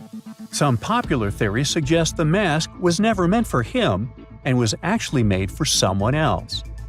A study published in 2015 suggested the mask was originally made for a female pharaoh, his supposed stepmother, the famous and beautiful Egyptian queen Nefertiti. The biggest clue comes from an inscription on the mask.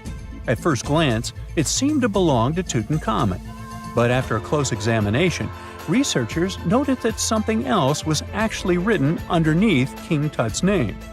The royal name stamp seems to have been altered, and originally it had something written on it that translates to Queen Nefertiti.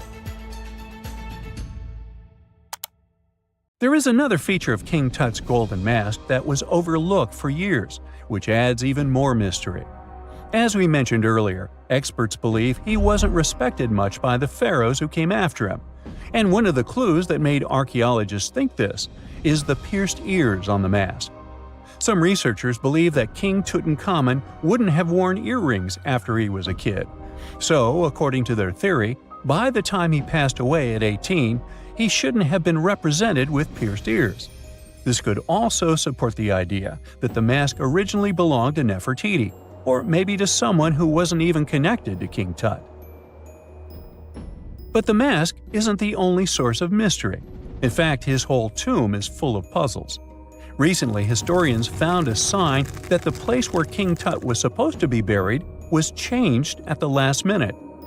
For years, experts wonder why a pharaoh who ruled for 9 years ended up in such a simple tomb. When compared to the grandeur of other pharaohs' tombs, his tomb seemed, well, a bit plain. The idea that a king like Tutankhamun would have such an unremarkable resting place just doesn't match up with the power and importance he must have had in ancient Egypt. So, what happened? Well, apparently, this might have something to do with his successor, Pharaoh I. After King Tutankhamun passed away, researchers believe that I made sure to erase him from Egypt's history. So, one theory suggests that he was probably behind the quick decision to place King Tut's body in a smaller, less impressive tomb. When experts looked at I's own tomb, they found something interesting. There is a large wall covered in painted baboons. This is the same type of artwork found in Tutankhamun's tomb. It seems like the same person might have chosen the artwork for both tombs. Now, the design and decoration of the two tombs are almost identical, suggesting there was a shared hand behind both. But there is one key difference. I's tomb is fit for a king. It's much bigger and more impressive, even though the style and artwork are similar to what you see in Tutankhamun's tomb. So the theory suggests that I decided what went into both tombs. Since Tut passed away unexpectedly at a young age, his grand tomb wasn't finished in time. Normally, pharaohs start building their tombs while they're still alive to make sure everything is perfect. But Tut passed away when he was just 18, so there wasn't enough time. I may have taken advantage of the situation, ordering a smaller tomb for Tut and keeping a larger one for himself. Experts believe this theory explains why Tutankhamun's tomb is so simple and how I managed to wipe his memory from history so easily. But in the end, the story of King Tut's mask and tomb is full of mystery and intrigue. Each new discovery sheds more light on what really happened all those years ago. But one thing is for sure, the secrets of ancient Egypt still have much to reveal, and King Tutankhamun will continue to fascinate people for years to come. Unlike many other ancient Egyptian burial grounds, King Tutankhamun's tomb stayed hidden and free of unwanted thieves for 3,000 years. One reason was that the tomb was smaller than average and tucked away in a place called the Valley of the Kings. This area was already being extensively explored by the time they stumbled upon Tut's spot. The entrance was all covered in debris from building a nearby tomb, which must have also helped keep it a secret. There were also zero writings or signs on the outside of the tomb. Time passing also played a part in keeping it in amazing shape until the 1920s, when a man named Howard Carter finally made it in. But was Carter that big of a hero? Some recent findings say he might have been sneakier than initially thought. People used to think Carter wasn't just a glorified treasure hunter, he was a true archaeologist. Before Tut, he had been on a relentless quest for Egyptian artifacts. He discovered his interest in these unusual objects when he was a child, and soon started drawing the sculptures and inscriptions that were found in ancient tombs. After stumbling upon the remains of King Tut, Carter spent a decade recording and processing all sorts of objects, like golden thrones, chariots, and statues from Tut's tomb, shipping them down the Nile to Egypt's museum in Cairo. Well, at least that was the official story. More recent discoveries claim that not all of the objects made it to Egyptian officials. A secret letter seems to uncover Carter's little 10 for them, 1 for me policy. The letter in question was sent to Sir Alan Gardiner, a philologist and friend of Carter's, dated from 1922. In these writings, Carter mentioned having found the tomb and was asking his buddy for some advice. In another letter from 1934, Gardiner seems to be thanking Carter for an amulet, which was sent to him as a thank you gift. Carter was adamant that it didn't come from Tut's tomb, but evidently it did. Even the British director of the Egyptian Museum was onto Carter's sneaky endeavors, but couldn't prove it. He compared Gardiner's amulet to others from Tut's tomb, and lo and behold, they were a perfect match. Gardiner was so disappointed to have been put in such a sticky situation that he vented to Carter in another letter. Deciding to be a good friend, Gardiner didn't throw the famous archaeologist under the bus. Instead, he advised Carter to take those stolen goods back to Cairo, just like he'd advise you to like this video and subscribe to the Brightside channel for more amazing videos on the most unique topics in history. It's not the only shady piece of information on Carter's post-discovery behavior. In 1947, a man named Alfred Lucas, who used to work with a controversial archaeologist, gave some information in an obscure journal in Cairo. He claimed that Carter sneakily cracked open the burial chamber door himself. Then he sealed it back up like nothing had happened before the official uncovering. Now, why would he do that? Well, the same theory suggests that Carter and his crew might have entered the tomb early so they could get their hands on some ancient goodies. Obviously, these people couldn't risk having such objects sold while they were still alive, but made sure they were auctioned off after they passed. Carter, though, never confessed to anything. He made no official denial either. But the Egyptian government couldn't risk any more mysterious disappearances, so they prohibited him from entering the tomb for a while. Some have connected this apparent stealing to the curse of King Tut. If you've never heard of it, know that it became quite the scary tale soon after King Tutankhamun's resting place was uncovered. It claimed that anyone messing with the tomb of the boy pharaoh would face some serious bad luck.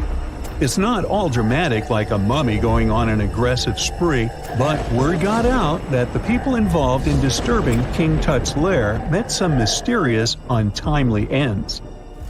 The main untimely passing related to this supposed curse is that of George Herbert, the 5th Earl of Carnarvon.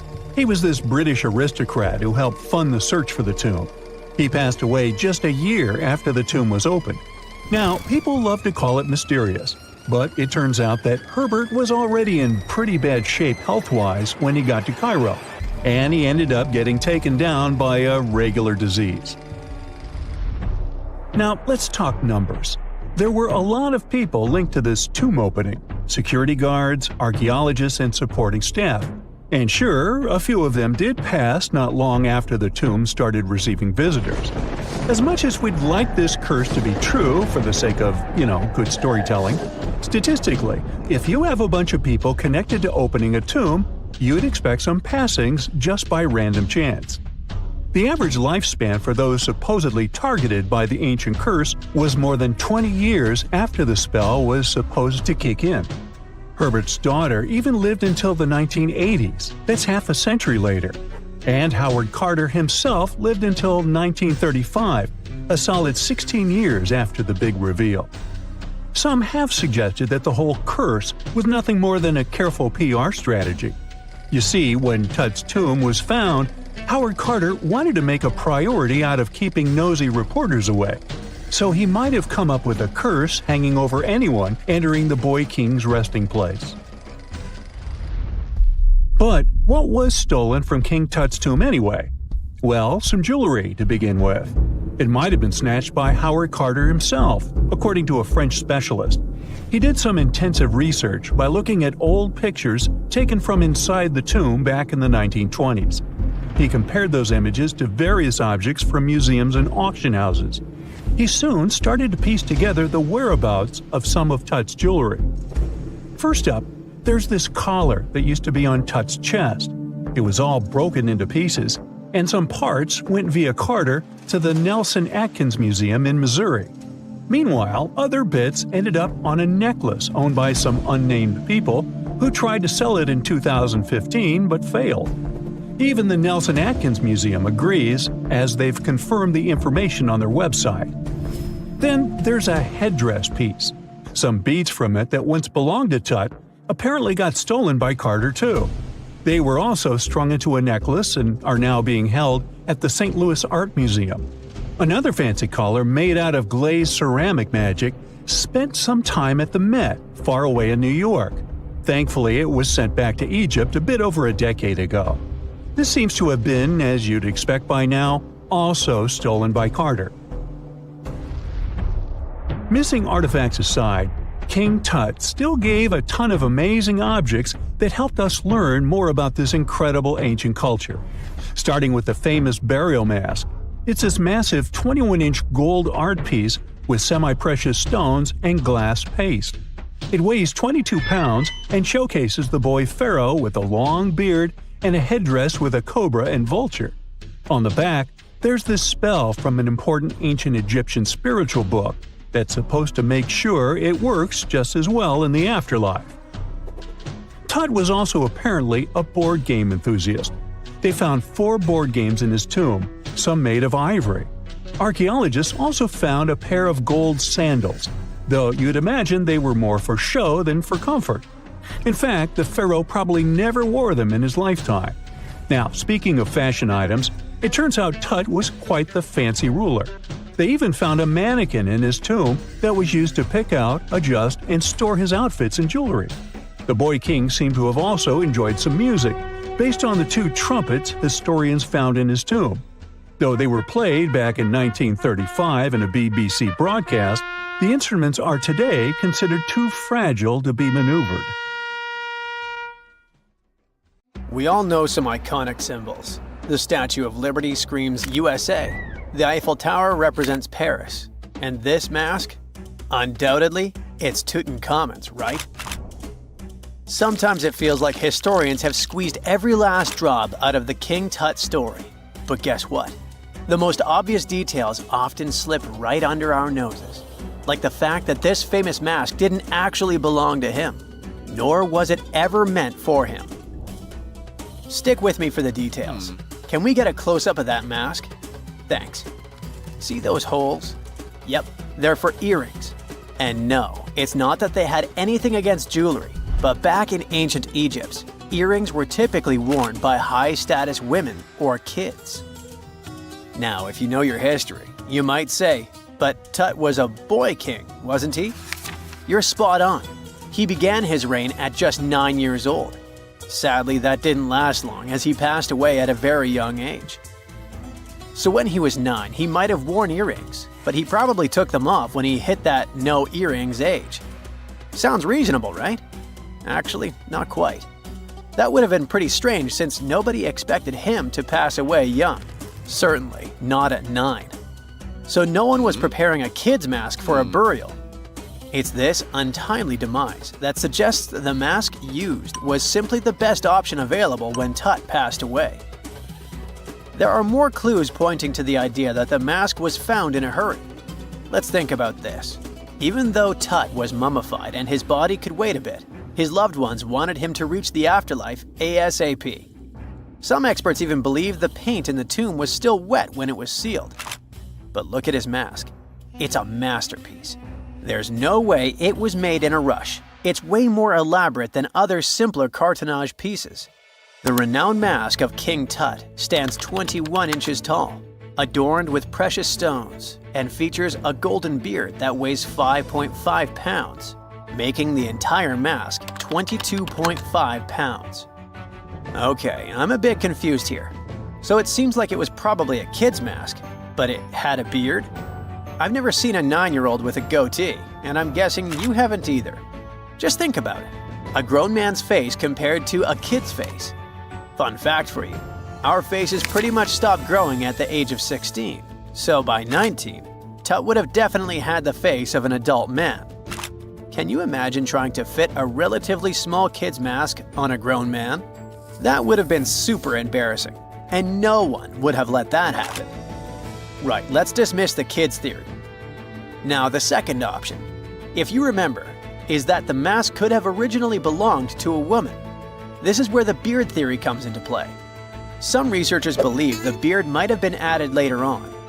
Here's another twist. What if the mask was actually made for Nefertiti herself, who ended up maskless? In this case, there are two discoveries. Two birds with one stone. For now, it sounds like a conspiracy theory, I know. But let's give it a shot and delve deeper into the details. So, Tut passed away in around 1323 BCE, probably due to malaria. He had other health issues too, like when he broke his leg, and records suggest he wasn't in the best shape. As for Nefertiti, we have no solid data about her demise. Plus, nobody knows exactly when or where she was buried. The supposed year when she passed away is around 1330 BCE, but she could have lived longer, and the mask was intended and prepared for her. Or maybe they just took her mask right from the burial chamber. After all, they were family. Well, sort of. She was said to be his stepmom, having been married to Akhenaten, who was likely Tut's father.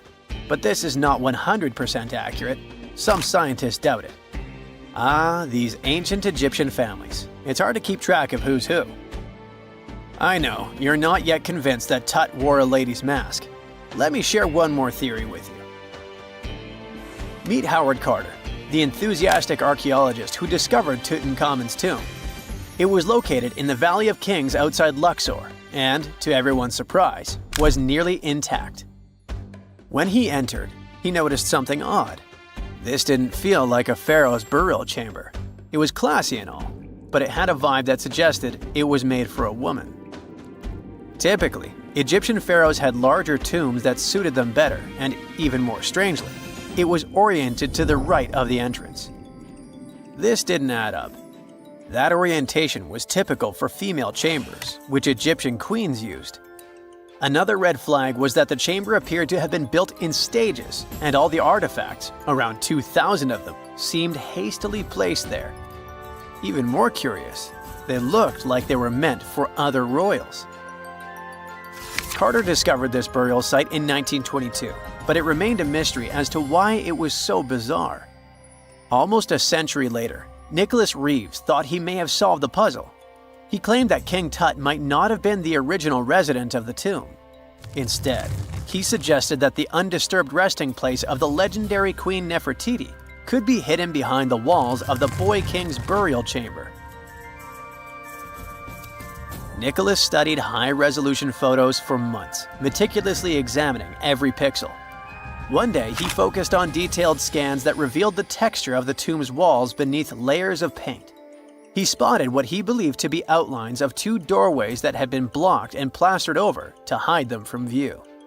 The more he looked, the more it seemed real. Could it be a tomb within a tomb? Nicholas theorized there was a hidden storeroom behind the western wall of King Tut's tomb, and his chamber might just be the outermost section of a larger corridor-style network of rooms. It all sounds fancy, but sorry to break it to you, Reeves' theory was debunked. To find out if he was onto something, experts had to use ground-penetrating radar to see the unseen. Reeves' idea was that if there were gaps, it could indicate the presence of additional rooms. And at first, in 2015, one expert even thought he had found a hidden room. But the glory didn't last for long.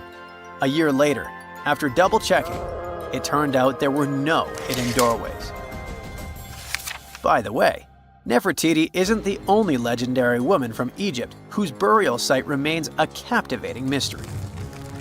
There's a cool legend about Cleopatra that you might enjoy.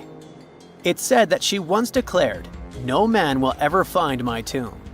Kind of fitting, right?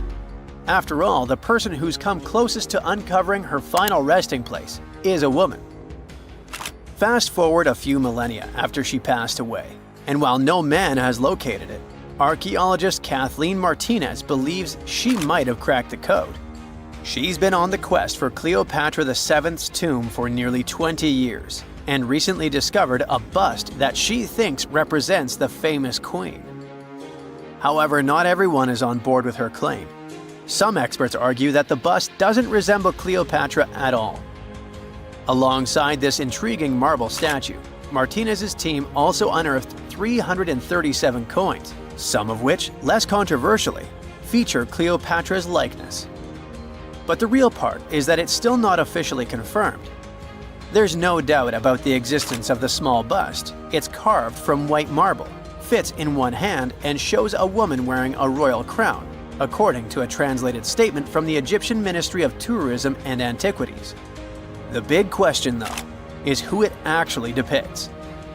While Martinez insists this statue is a representation of Queen Cleopatra VII, many other archaeologists argue that the facial features don't match, suggesting it likely belongs to a princess instead. Sorry, I can't resist the temptation of breaking the magic for a moment. Some folks believe that the whole idea of "no man will find my tomb" is misunderstood. Even if she did say it, what she probably meant was "no living soul," and it wasn't about gender at all. It can as well be just a beautiful legend. Toodaloo! It's dark, and it's hot, and it's difficult to breathe deep underground in Karowe Mine in the heart of Botswana. It's been countless hours since your shift started, and yet another rock in your hands doesn't look promising. On the other hand, there is a tiny chance that it's the largest diamond you've ever found. You decide to inform your Canadian bosses from Lucara Diamond Corp. And bingo! The stone you found turns out to be a breathtaking 2,492 carat diamond, the second largest ever found. Now, the average engagement ring size is 1.7 carats. It means that just this diamond could be enough to supply rings for more than 1,465 brides. You can compare the size of the previous stone with the size of a fist. And the weight of this priceless giant is over a pound. Its value hasn't been determined yet, but how about we speculate a bit? So, another diamond from the same mine, called the Constellation, was sold for $63 million in 2016. And that was only 813 carats, less than a third of this new one's size. The only other discovered diamond that's larger is the famous Cullinan diamond. It was discovered in South Africa back in 1905 and weighed 3,106 carats. Now, calculate how many engagement rings we could make out of it and write the number down in the comments. Sadly, it was later cut into several smaller diamonds, and some of those pieces are now part of the British crown jewels. Interestingly, once there was an even larger diamond-like stone, a black diamond called carbonado. It was found above ground in Brazil in the late 1800s. The coolest thing about it is that it may have come from a meteorite. The Sergio Carbonado, which is the stone's name, was broken into smaller pieces. They wanted to use it in industrial drill bits because it's one of the toughest materials on Earth. This new diamond was actually found with the help of advanced technology. The company used an X-ray system called Mega Diamond Recovery X-ray Transmission to detect the stone. This isn't the first record-breaking diamond Lucara has found at the Karowe mine. Back in 2019, they discovered the Sewelo diamond, which was 1,758 carats. At that time, it was the second largest diamond in the world. Luxury brand Louis Vuitton later purchased the gem for an undisclosed sum. And before that, in 2015, they found the Lesedi La Rona diamond at the same mine. It weighed 1,109 carats and brought the company $53 million in 2017. Diamonds aren't the only amazing thing you can find in the ground. The better and deeper you dig, the rarer objects you're likely to discover, like an ancient lipstick, for example. It might be the oldest lipstick in the world since it's about 5,000 years old. This deep red lip paint was found in a stone vial in southern Iran. The vial actually popped up in 2001, but it took researchers until recently to figure out what it really was. Because it's not like modern lipstick in a tube, people likely applied it with a brush. Researchers are happy, since this find could give us a glimpse into what women from the Bronze Age might have done to stand out. Those from elite societies probably applied this lipstick to look glamorous and show off their high status. Now, here's the backstory of the vial. It came from a 3rd millennium BCE graveyard and was linked to the powerful Marhazi civilization. It was a big deal in that part of Mesopotamia at the time. The graveyard was uncovered after flooding, and unfortunately, looters got their hands on many items. But luckily, the authorities managed to recover this particular piece. The vial caught scientists' attention because it was different from other items they'd found. Normally, they'd come across gray, compact substances in similar containers. But when they opened this particular one, a loose, fine powder spilled out. It was dark grayish-purple in color, nothing like what they'd seen before. When the researchers analyzed the powder, they found out that it was made with hematite, which gave it a rich, deep red color. It also had other ingredients like vegetable oils and waxes, making it really similar to what you'd expect in a modern lipstick. Apparently, back in the Bronze Age, makeup was a sign of luxury and superior status in that area. It showed off wealth and power, especially in elite circles. By the way, the researchers don't want to claim for sure that this is the world's oldest lipstick, because who knows? Something older might turn up someday. How about we move to Bulgaria right now and do some digging there? Wait. There's no need to take a spade and dirty your hands. An amazing discovery is already waiting for you. There they found a large marble statue. It's almost 7 feet tall, which might depict Hermes, a Greek deity. But the craziest thing is that it was buried in an ancient sewer for around 2,000 years. The statue is in really good shape, especially the head, which is super well preserved. There are some cracks in the hands, but overall, it's in surprisingly great condition, according to the scientific director of the excavation. And here's how they found the statue. The team was doing a routine dig in southwestern Bulgaria, near the Greek border. This area used to be part of the ancient city of Heraclea, which dates back to the 4th century BCE. While digging, the researchers stumbled upon the statue's marble foot. From there, they carefully uncovered the rest of it. It was a total surprise for them, since they didn't expect to find anything like this. Right now, the team is working on safely removing the statue from the sewer. It's really heavy, so they're using a crane to lift it out and transport it to the History Museum in Petrich. Once they restore and conserve it, the plan is to put it on display. Experts are very excited about this find. It could teach us more about the local culture in Heraclea, which isn't a very well-known ancient site. Now, if you're dreaming of making discoveries like this one but don't have a degree, don't lose heart. Even an amateur can make a scientific breakthrough. For example, you could find a Roman dodecahedron. It's this weird, mysterious 12-sided metal object about the size of a grapefruit, and no one really knows what they're used for. Historians have been scratching their heads about these things for centuries. This particular dodecahedron was discovered last summer in a farmer's field near Norton Disney, about 35 miles southeast of Sheffield. A group of volunteers had already found Roman coins and brooches in the area, so they knew the field might hold more treasures. A geophysical survey had shown areas underground where the Earth's magnetic field was disturbed, hinting that something might have been hidden there. The team started digging trenches during a 2-week excavation. On the second to last day, in Trench 4, someone spotted the dodecahedron. Richard Parker, the group's secretary, was nearby making tea when he heard the shout. He said they were all shocked because they hadn't found much metal, and then, boom, that awesome artifact simply popped up. The extra cool thing about that dodecahedron was that it was complete, which is rare. Many others found before were broken or incomplete. Plus, it's larger than usual. Roman dodecahedrons can be as small as a golf ball, but this one is closer to a grapefruit. Now, the dodecahedron is on display at a local museum. So far, over 100 Roman dodecahedrons have been found in northwestern Europe, mostly in former Roman territories like the Gallo-Roman regions. They date back to somewhere between the 1st and 3rd centuries CE. Each one is a hollow metal shell, usually made of bronze.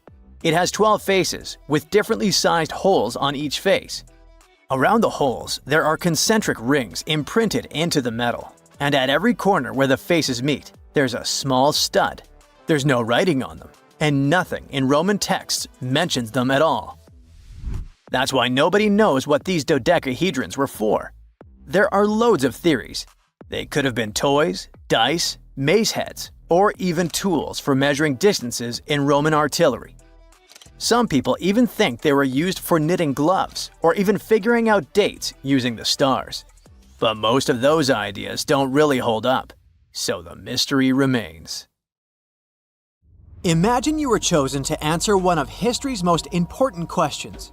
What was the first civilization on Earth? The job description is simple, yet the task is extremely challenging.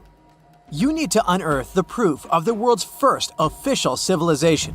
Was it the Sumerians in Old Mesopotamia? Or was it the ancient Egyptians spread out along the Nile River?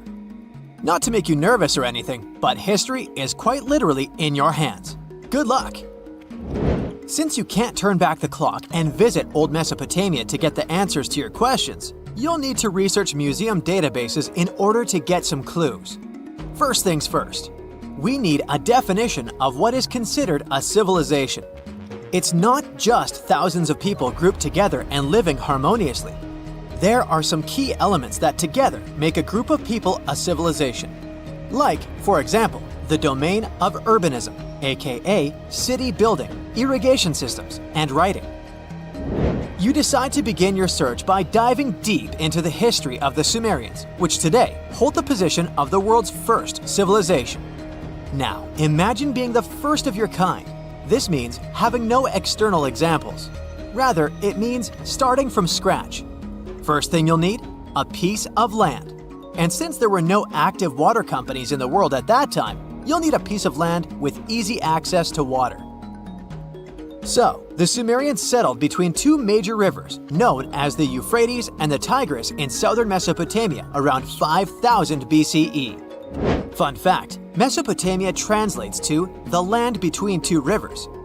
On a modern-day map, it's more or less where Iraq is situated today. Together with land, a civilization needs ways to get food. The Sumer civilization had to face a dry and hot climate, but they managed to make agriculture thrive in the region.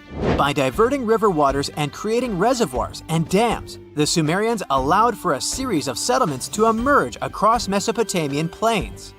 The famous city of Babylon was one of them. You know, the city that supposedly had those hanging gardens? I say supposedly because no definitive proof of the real existence of this monument has ever been found. However, it was considered one of the 7 wonders of the ancient world, and cited as a remarkable feat of engineering in an ancient book published around 290 BCE. Although no record was found of the Gardens of Babylon, the Sumerians were recognized as extremely skilled builders. Their cities were filled with mud brick constructions, and the most impressive ones were known as ziggurats, stepped pyramids that were built for spiritual purposes. The Sumerians built a trade network to supplement scarce resources and started to exchange goods with civilizations rising nearby, like Anatolia and Egypt. The beginning of trade was what drove the Sumerians to develop what is believed to be the world's first writing system. It began as a simple system, likely dating back to 3400 BCE. In this system, each syllable was represented with a drawing. Later, it gradually evolved into a fully formed cursive writing system. Don't believe me? Take a look at this piece from the Babylonian times. This huge basalt plaque is called the Hammurabi Code.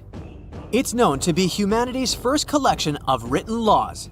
As far as the story goes, it was carved in volcanic stone around year 1760 BCE.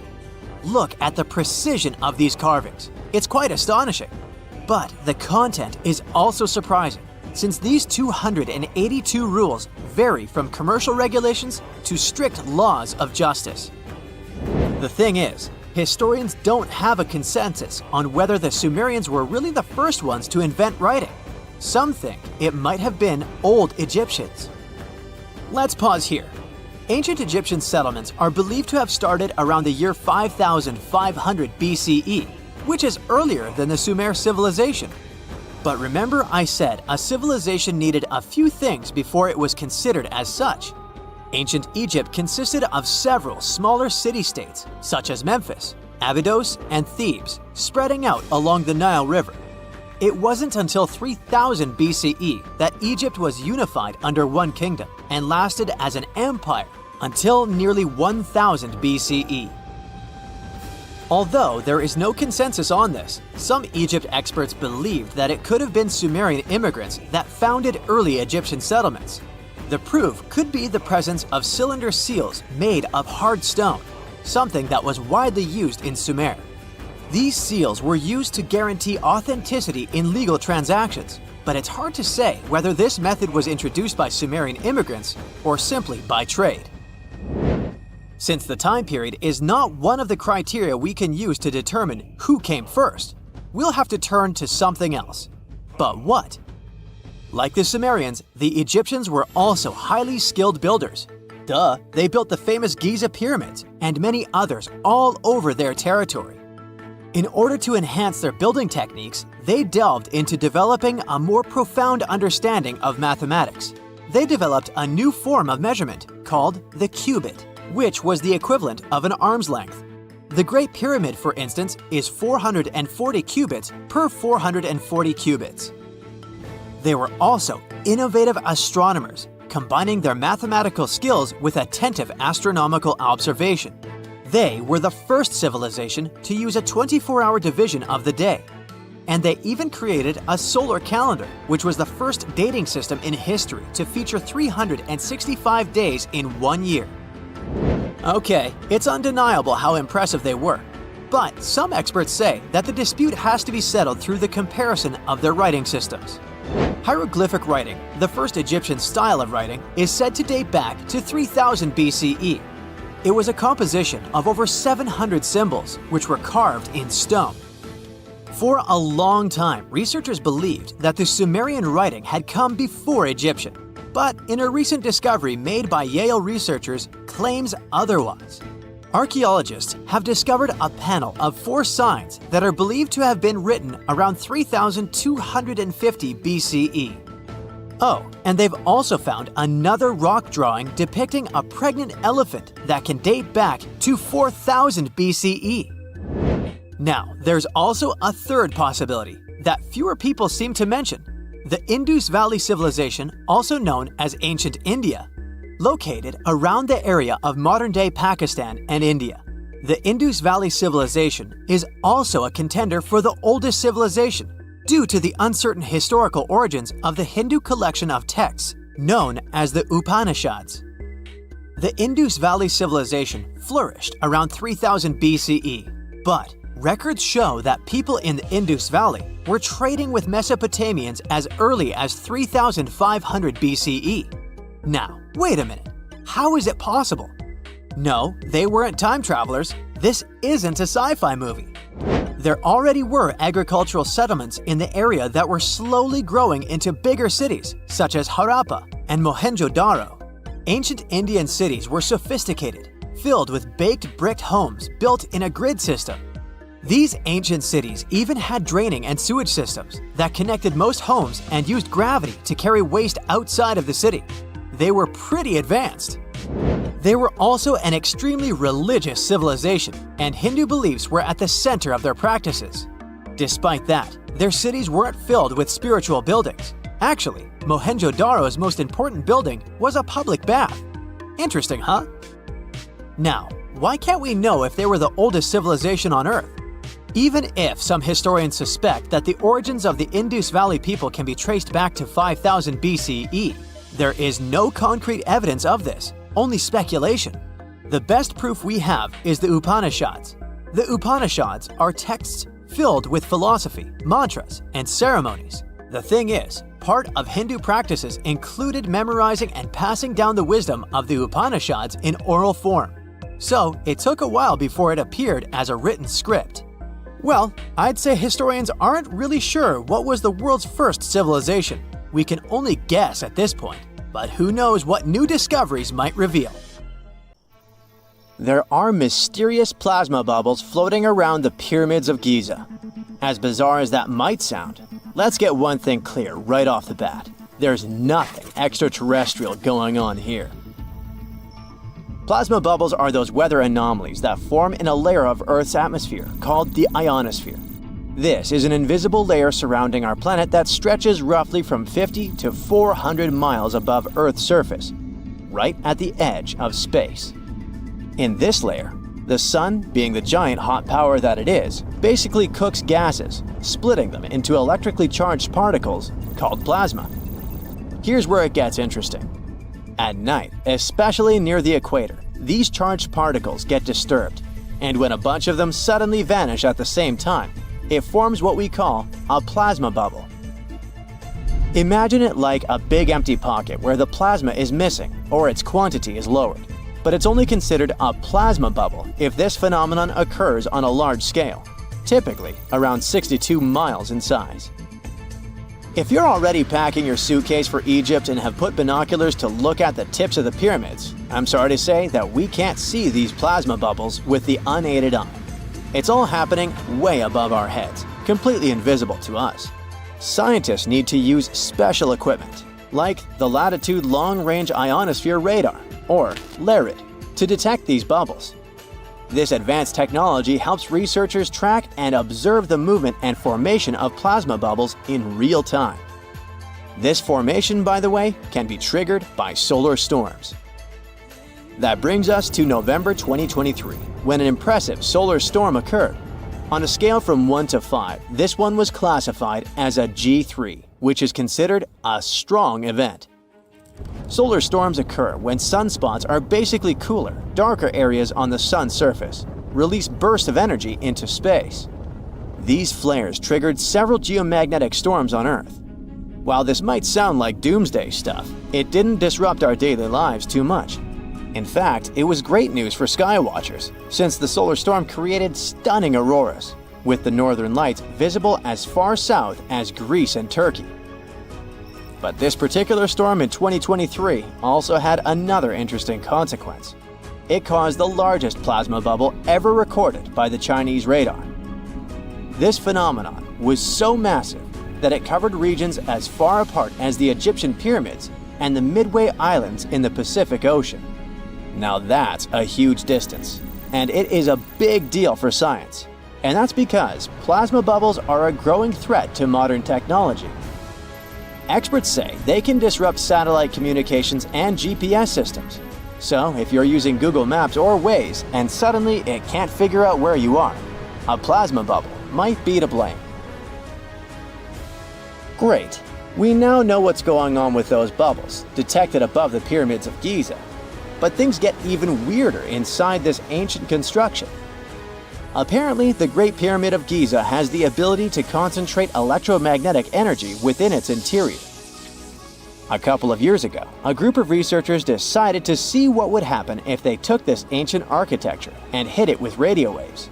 I mean, waves that are similar to the kind your phone uses, but on a much larger scale, up to 1,900 feet long.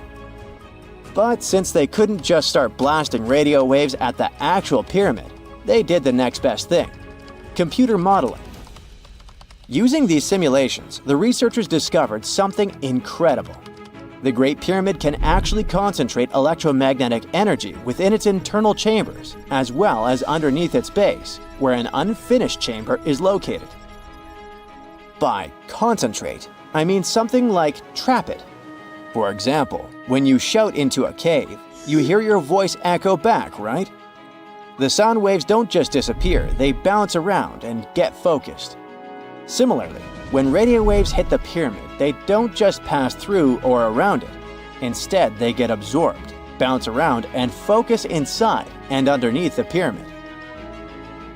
Our list of mysterious phenomena surrounding the Egyptian pyramids doesn't end there. Inside the pyramid, there's a long, narrow passage that leads to what's known as the King's Chamber. This room sits at the center of the pyramid, and it's believed to have been the final resting place of Pharaoh Khufu, the ancient Egyptian leader who commissioned the entire thing over 4,000 years ago. When visitors step into the King's Chamber, two things normally strike them: the room's incredible acoustics and its heavy, imposing structure, which is entirely lined with red granite. Recently, scientists have started to connect these two facts. Some researchers now believe that the King's Chamber might be able to catch or pick up sound energy generated from other parts of the pyramid. In other words, this room might have been designed to amplify sound in a way that no other chamber in the pyramid can. To test this theory, researchers conducted an experiment where they sang in the Queen's Chamber, which is located directly below the King's Chamber. Here's where it gets wild. The music couldn't be heard in the lower underground rooms of the pyramid, but it sounded loud and clear in the King's Chamber. One possible explanation for this is the type of stone used in the King's Chamber: pink granite. Granite is known for its piezoelectric properties, meaning it can absorb energy from its surroundings, like sound vibrations, and convert it into electrical energy. This suggests that the chamber's unique acoustics might be due to more than just the shape of the room. It could be that the granite itself plays a role in amplifying and concentrating sound waves. According to scientists, these discoveries open up a whole new field of research into the pyramid's potential. Could the ancient pyramids have somehow harnessed the energy created by sound waves, or even Earth's natural vibrations? It might sound far-fetched, but considering the granite's piezoelectric properties are well documented in modern science, it's not entirely impossible. Who knows? Maybe we've only just scratched the surface of what the pyramids were truly capable of. Speaking of just scratching the surface, there's even more to think about, like how the pyramids ended up in such a perfect location. It seems the builders lined up the Great Pyramid with the cardinal points, meaning its sides are almost perfectly aligned with the four main directions: north, south, east, and west. There are many theories about how they did it, but one study suggests that Egyptians might have used the fall equinox to achieve this perfect alignment. During the equinox, the sun rises and sets directly in the east and west. It probably made it easier for builders to use the sun's position as a guide. By watching the sun during this time, they could make sure the pyramids were positioned just right. If we think about all these strange things about the pyramids, I mean their perfect alignment, the ability to concentrate radio waves, and the materials used in the chambers that might generate electrical energy, could the real purpose of the pyramids actually be much more complex than just being tombs? Well, Nikola Tesla thought so. It is said that the famous inventor and engineer was kind of obsessed with the Egyptian pyramids, and he wondered if they might actually be giant energy transmitters. He believed the shape and position of the pyramids could help them function as huge generators, capable of producing free, limitless energy. Some researchers agree with Tesla and believe that these massive monuments might have been designed as giant power plants.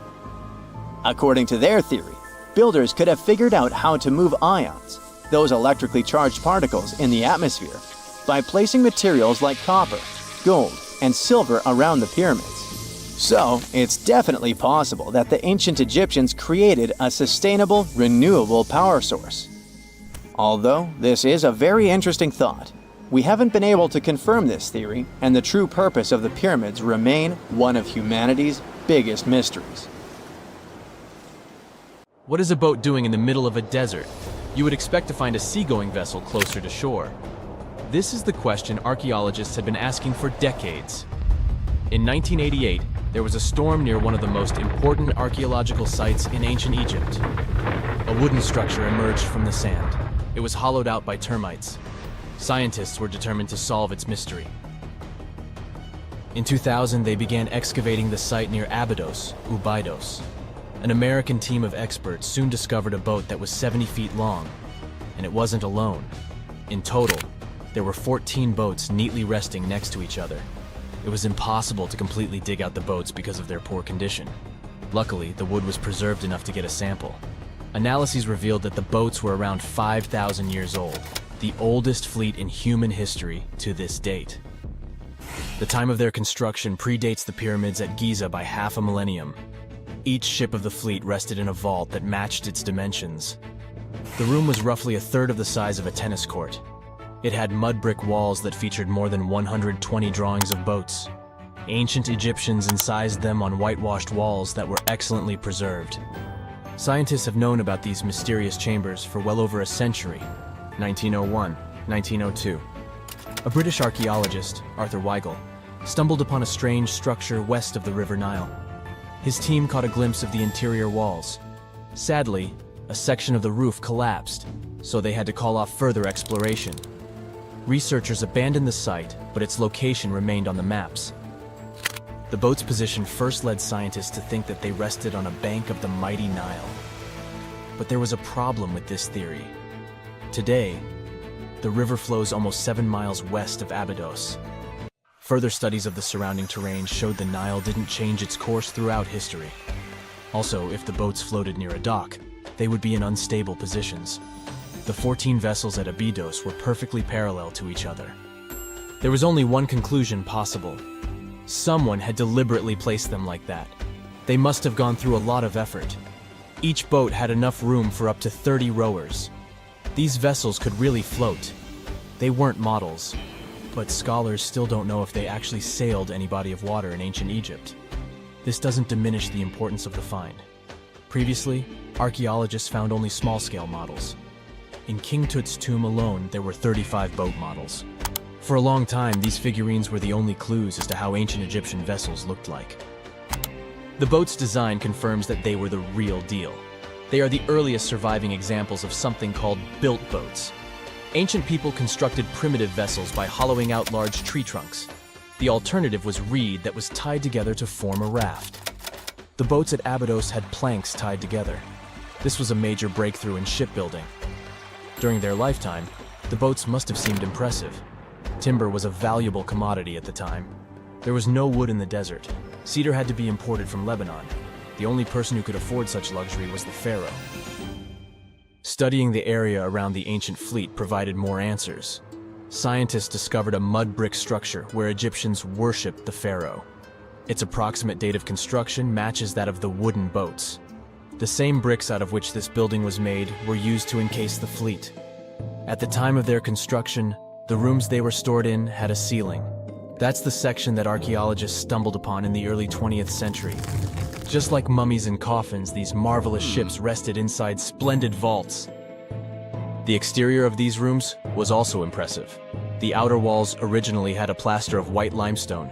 It reflected sunlight. In the desert sun, the structure housing the boats must have shone from miles away. Ancient Egyptian builders used the same technique to cover the pyramids 500 years later. Today, their surface looks jagged, but it wasn't always like this. When they were constructed, the pyramids had a top layer of fine white limestone. Their surface was smooth and it gleamed in the sunlight. Instead of stairs, the outer layer of the pyramids was more of a sleek ramp. Archaeologists were left with one final question. Which pharaoh owned the fleet? The answer lay just a mile from the site.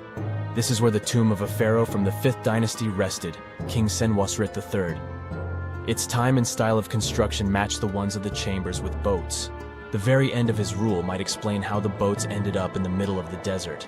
The pharaoh probably passed away in northern Egypt. Then his body was transported down the Nile to Abydos in a marvelous procession of decorated boats. The vessels were later lowered to chambers near the final resting place of their owner. This had a symbolic meaning. In the ancient Egyptians' belief system, ships played a key role. Their supreme deity was Ra. He traveled through the sky during the day in the form of the sun.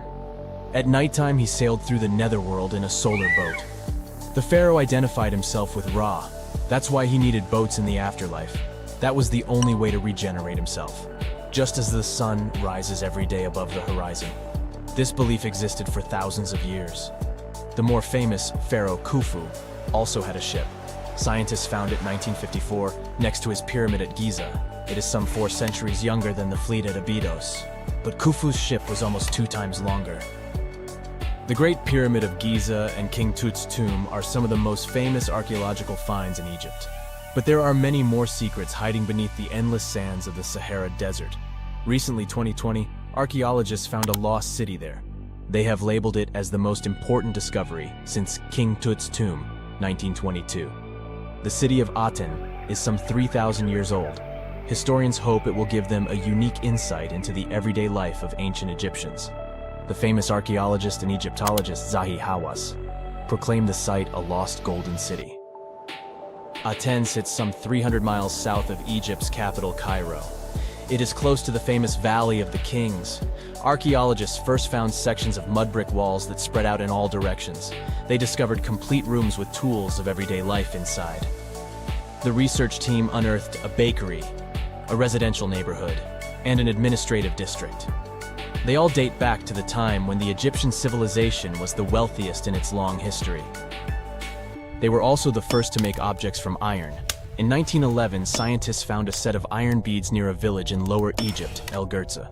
These are the earliest known iron artifacts. The discovery is literally out of this world.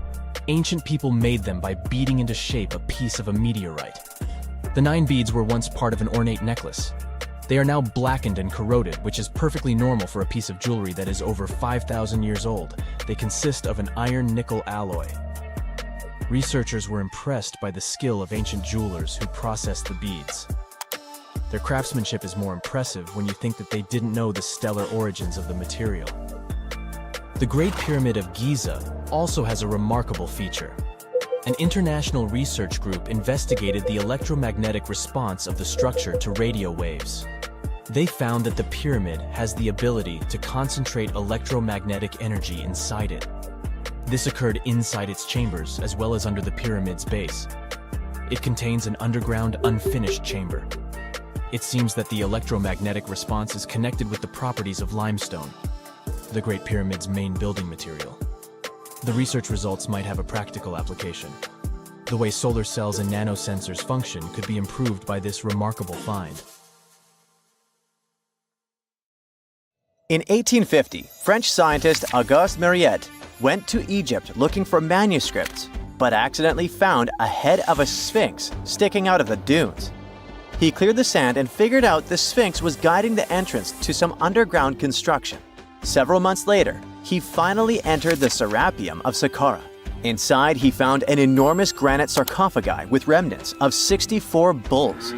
Scientists are still amazed by the tech that the ancient Egyptians used to transport those enormous boxes. The Serapeum was built around the year 3000 before the Common Era. It was an underground tomb built to honor the sacred Apis bulls of ancient Egypt.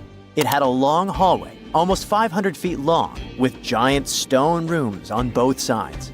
Some of the sarcophagi weighed as much as 50 average cars, and all of them were made with super precision with exact 90-degree angles. These sarcophagi were beautifully decorated with hieroglyphs and carvings that told stories about the lives and importance of the Apis bulls.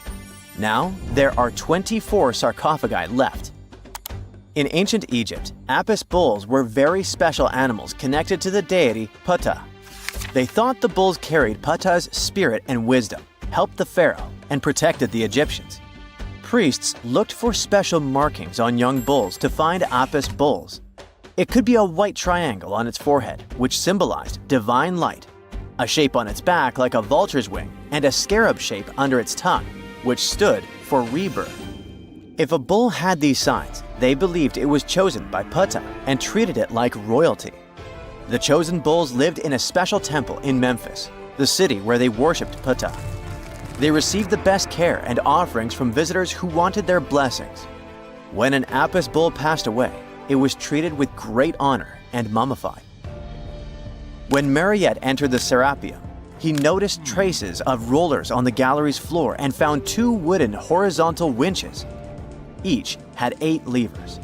Later, other explorers saw double rails. The burial chambers were lower than the hallway floor. To get the boxes into place, workers filled the chambers with sand so the sarcophagi could be rolled in straight. Then they slowly removed the sand to gently lower the boxes into perfectly cut spaces in the bedrock.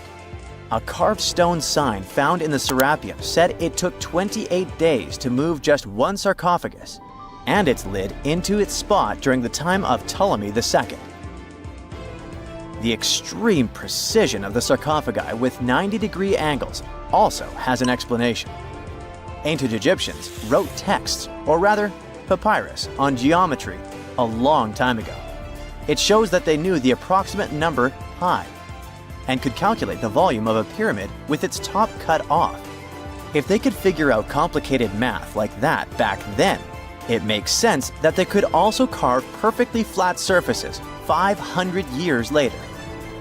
All this sounds pretty legit, but some people think certain things don't add up here.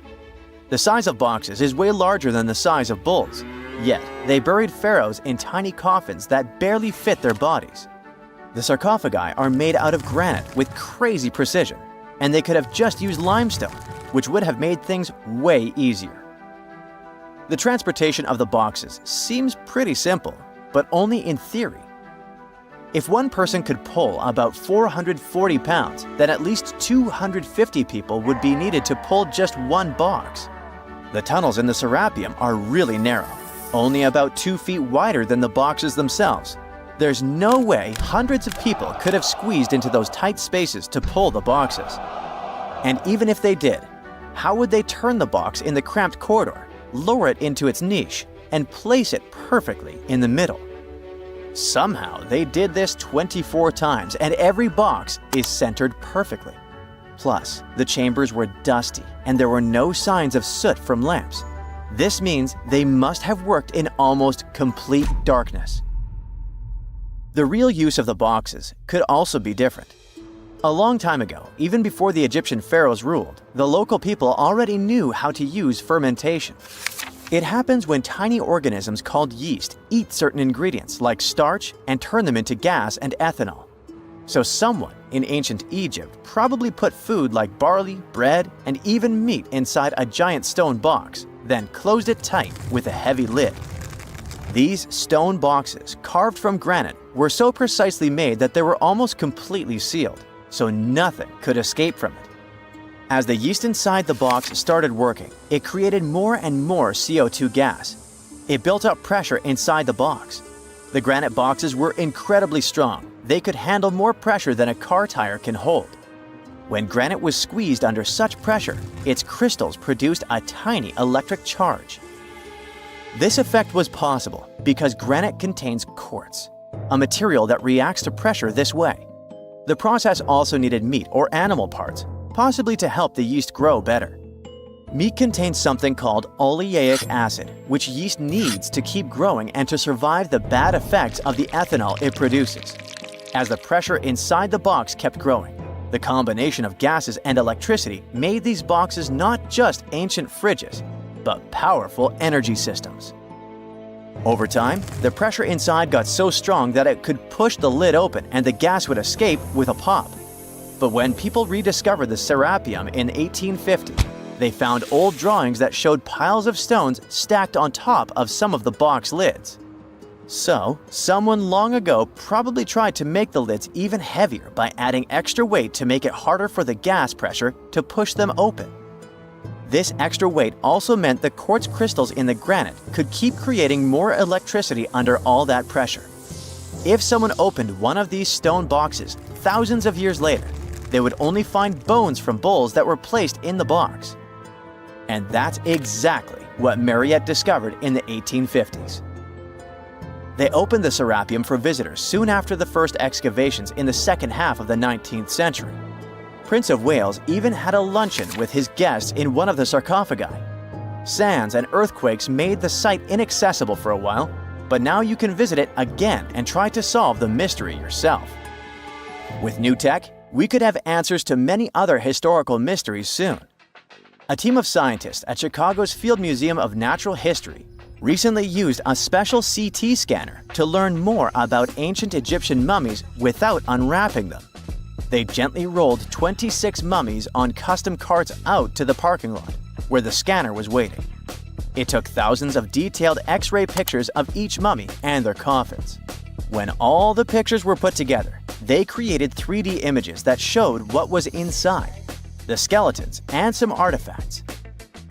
The scientists hope these images will help them understand ancient Egyptian burial practices from over 3,000 years ago. Even though the scanning process only took 4 days, it might take 3 years to study all the data.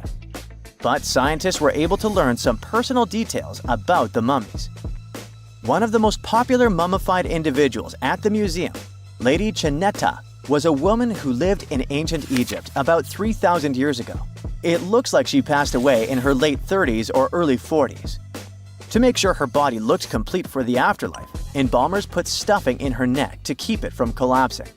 They also placed artificial eyes in her sockets, so she would have eyes in the next world.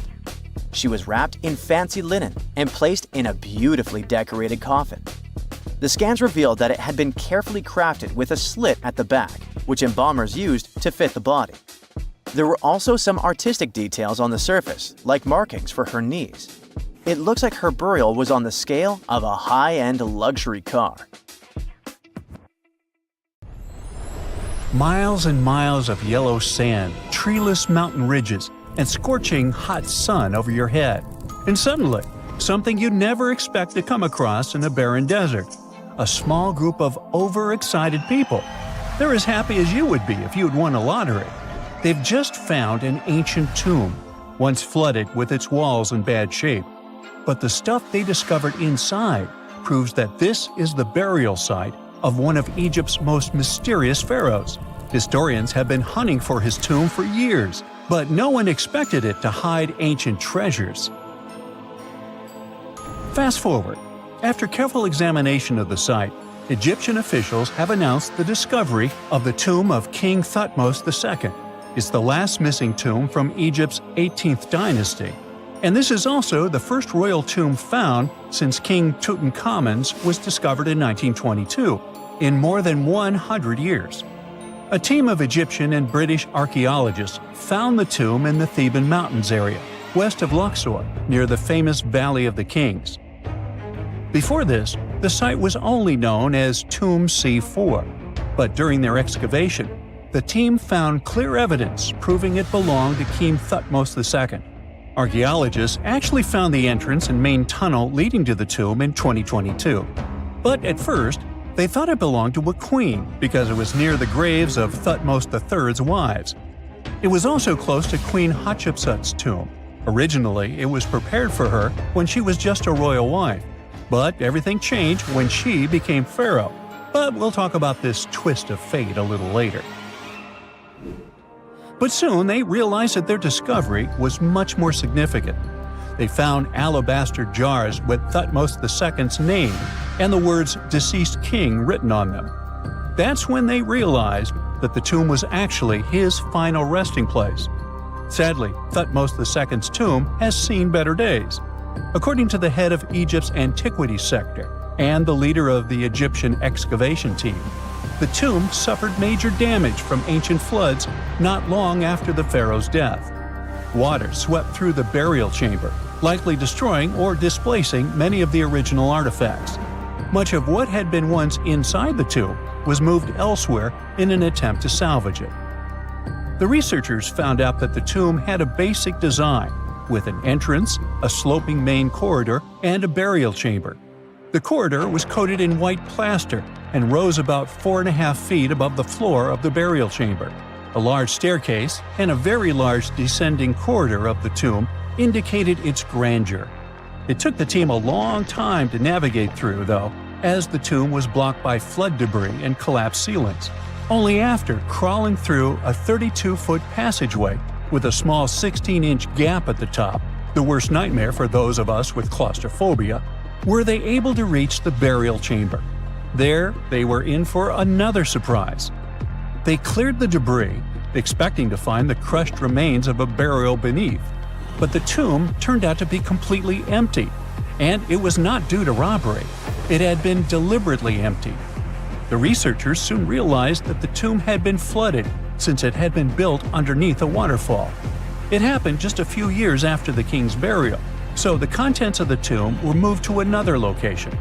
That's why there was a second corridor in the tomb.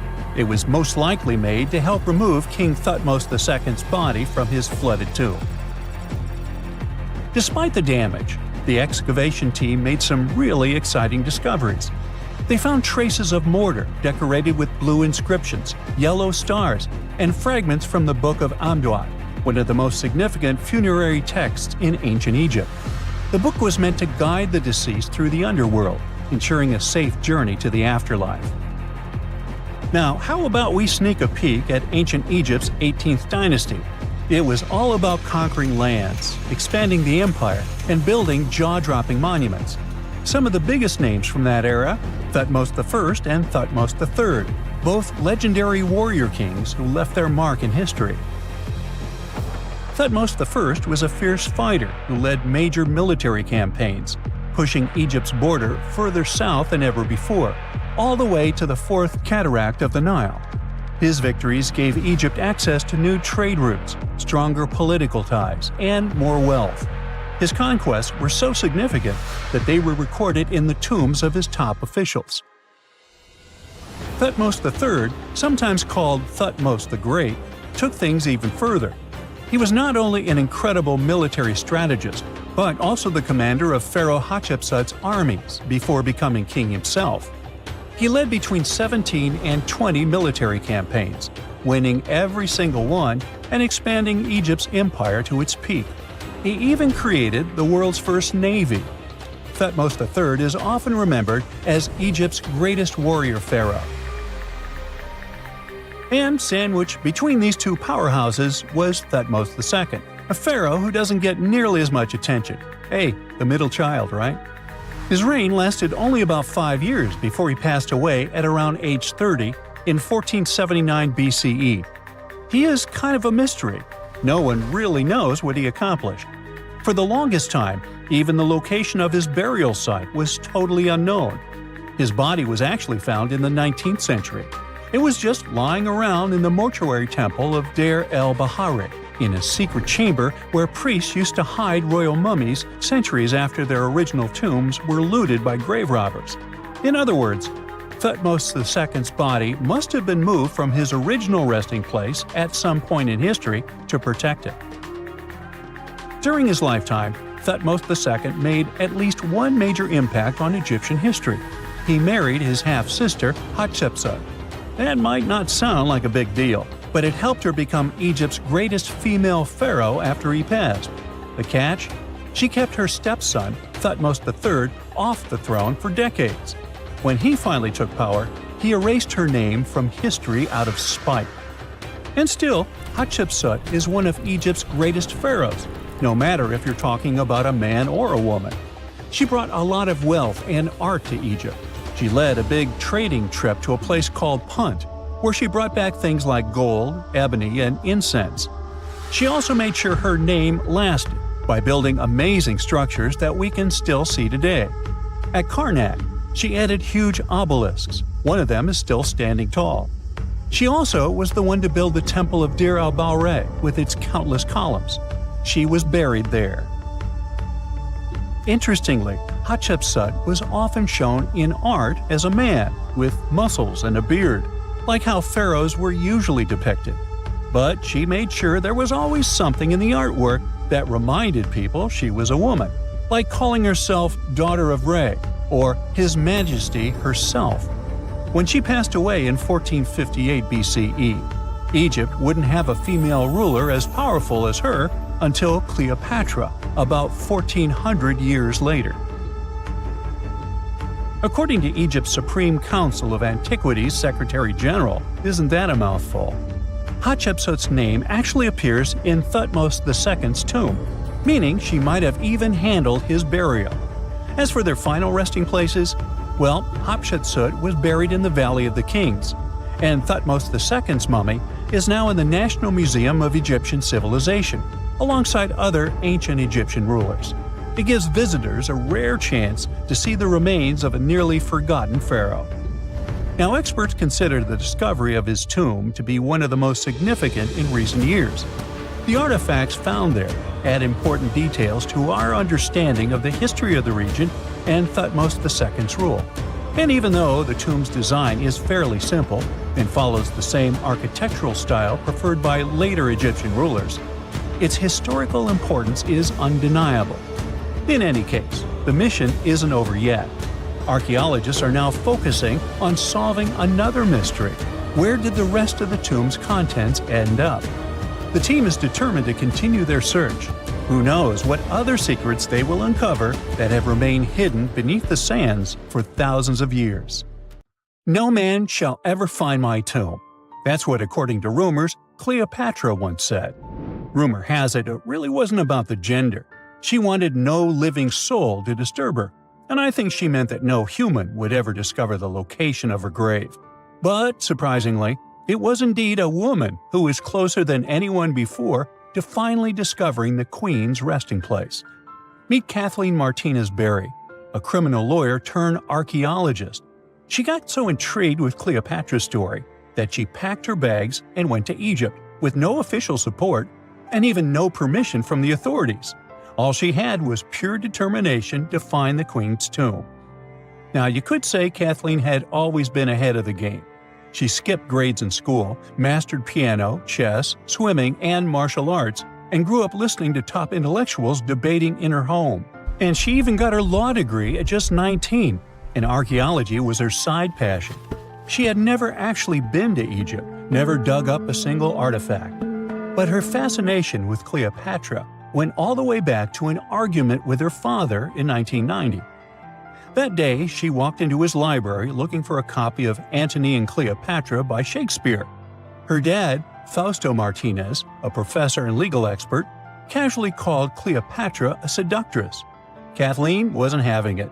She fired back, arguing that history had been totally unfair to Cleopatra. The Romans, she said, wanted to destroy her reputation, and for centuries, people had just believed their version of the story. The debate went on for hours, and in the end, her father admitted maybe he had judged Cleopatra too harshly. That conversation changed everything for Kathleen. From that day on, she read every ancient text she could find, especially Plutarch's account of Cleopatra and Mark Antony. The more she learned, the more convinced she became that Cleopatra wasn't just some queen who fell for the wrong guy. She was a genius, playing a dangerous political game to keep Egypt independent. And the more she read, the more she started thinking, what if everyone had been looking for Cleopatra's tomb in the wrong place? That thought stuck with her. When she was caring for her second child, she earned a master's in archaeology. Multitasking. That reignited an obsession that would take over her life, uncovering the truth about Cleopatra.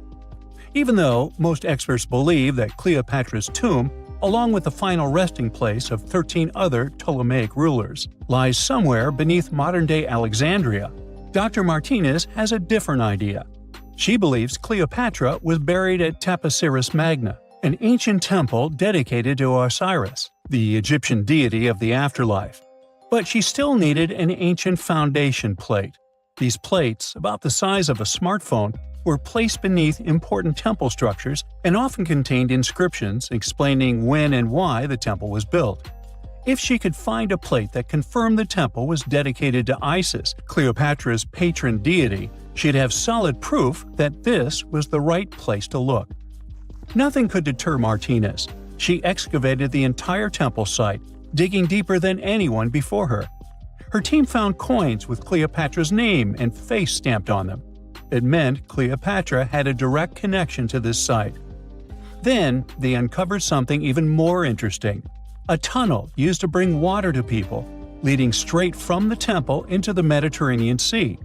So, if parts of the temple had already sunken into the water, could Cleopatra's tomb be down there too?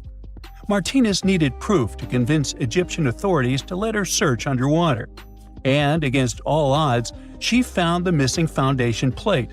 On it, the pharaoh offered a large area of Nubia to deity Isis. That was it, the confirmation she needed. The temple was indeed dedicated to Isis, proving her theory wasn't just speculation. If one temple was on land, Martinez suspected the second temple, possibly Cleopatra's tomb, had collapsed into the sea. She needed help from experts in underwater archaeology, so she reached out to Robert Ballard, the guy who discovered the Titanic. With support from the Egyptian authorities, she and her team began exploring the waters off the coast of Alexandria. And what they found was mind-blowing. Underwater, they discovered massive stone structures, some standing 6 to 10 feet tall, right where the coastline would have been thousands of years ago. They also found basalt blocks, the same material used in the statues from the first temple. That meant one thing: those weren't just random rocks. They were the remains of a lost city, buried beneath the sea for centuries. Now, we can only wait and see whether Martinez and her team will be able to unravel one of the greatest mysteries of the past left by the outstanding woman that was Cleopatra. Here's some backstory. After her father, Ptolemy VII, passed away, Egypt's throne went to both Ptolemy VIII and Cleopatra, or so it seemed. Cleopatra, just 18 at the time, allegedly married her 10-year-old brother. Yeah, ancient royalty had some different customs, though there's no solid proof of that. But sibling love didn't last long. Young Ptolemy decided he wanted all the power for himself and tried to push Cleopatra out. Forced to flee the country, she didn't just sit around feeling sorry for herself. She raised an army, ready to march back and take what was hers. That's how, at 21, she was already in the Sinai Desert, leading an army and planning her return to the throne. Now, by that time, Cleopatra had already been locked in a powerful political, and not only political, alliance with Julius Caesar. In June 47 BC, she gave birth to a son, Ptolemy Caesar, better known as Caesarion, who, many believe, was Caesar's child. But that didn't stop her from playing by Egyptian royal rules. And her husband number 2, her other brother, Ptolemy XIV. Yep, despite her ongoing affair with Caesar, Cleopatra married yet another sibling, because, in her world, keeping the throne in the family was the name of the game. Now, marriage aside, Cleopatra's bond with Caesar stayed strong. She even traveled to Rome with Ptolemy XIV for a state visit, But instead of playing the role of a dutiful queen, she stayed in Caesar's private villa by the Tiber River. But after Julius Caesar lost his life in 44 BCE on the Ides of March, Cleopatra's political standing became shaky. To make matters worse, her husband Ptolemy XIV passed away soon after, and some suspect Cleopatra had a hand in it, leaving her as the sole ruler of Egypt. Meanwhile, back in Rome, Mark Antony was rising to power as Caesar's presumed successor. Wanting to size up the Queen of Egypt, he summoned Cleopatra, and she did not disappoint. Sailing into town on the lavish barge, dressed as a deity, Cleopatra made quite an entrance. Antony was instantly mesmerized, so much so that he left his third wife back in Rome and followed Cleopatra to Alexandria, where their relationship turned into a full-blown royal affair. The two had 3 children together. Together, they waged war against Caesar's adopted son, Octavian, in a battle for control of the Roman Empire. The last time the queen was seen, she was in her mausoleum, dressed in full royal splendor, diadem on her head, lying on what Plutarch called a golden couch. When Antony and Cleopatra lost at Actium, Octavian's forces marched into Alexandria. Cleopatra apparently knew the end was near, so she locked herself inside her mausoleum, surrounded by gold, silver, pearls, and priceless art. Those were the treasures she threatened to burn rather than let the Romans take them. Antony, meanwhile, wasn't going to let the Romans capture him alive. He wounded himself with his own sword, but before he passed away, he was carried to Cleopatra's side. She held him as he took his last breath in her arms. A little over a week later, Cleopatra made her own choice. Rather than face humiliation as Octavia's prisoner, she ended her life. Legend says it was the bite of a deadly asp, though history isn't quite clear on that. At the time, Cleopatra was only 39. Sounds like a rather full life to me. In 1936, British Egyptologist Walter Bryan Emery found a small object in the desert that made people debate whether it was an elaborate stone model of a flying saucer or even a hyperdrive from a spaceship that belonged to some advanced civilization that visited the Earth.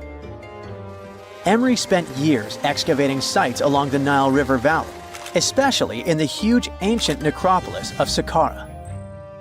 He found countless treasures from ancient Egypt, and the most bizarre one was definitely from the tomb of a high official, Sabu.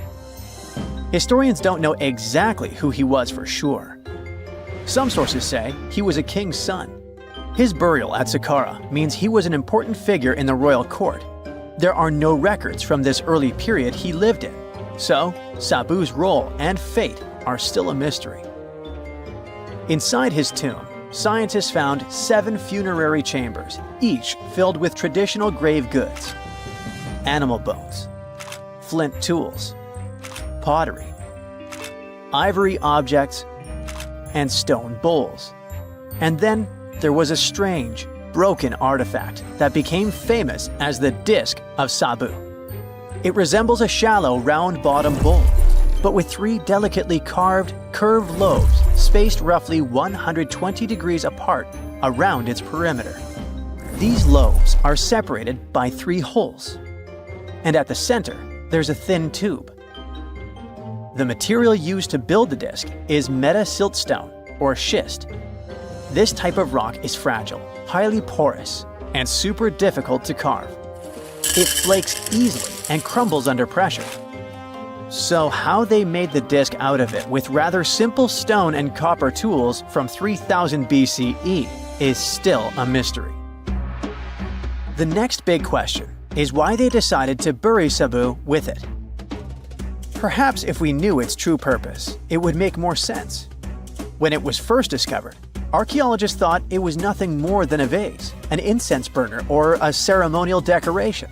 But those who took a closer look from the point of view of an engineer decided it could actually be a component of a larger mechanism. An amateur historian made an exact copy of the artifact with a 3D printer, and it turned out that the Disc of Sabu was an ancient impeller, a crucial part of a centrifugal pump. When they put it in a housing and span at high speeds using the small central shaft, the disc was able to displace water. When it was tested without a housing, the disc created a powerful vortex. It became clear that the curved lobes and slightly concave shape of the disc weren't random. It was probably all engineered to move water with remarkable efficiency, like a powerful pump mechanism. Ancient Egypt's entire civilization depended on irrigation. Later dynasties perfected basin irrigation and managed to control the rise and fall of the Nile to take the most from agriculture. So, the engineers of the first dynasty may have been experimenting with advanced irrigation techniques thousands of years earlier than scientists previously thought. But then again, some people have doubts schist is strong enough to be used for a pumping mechanism.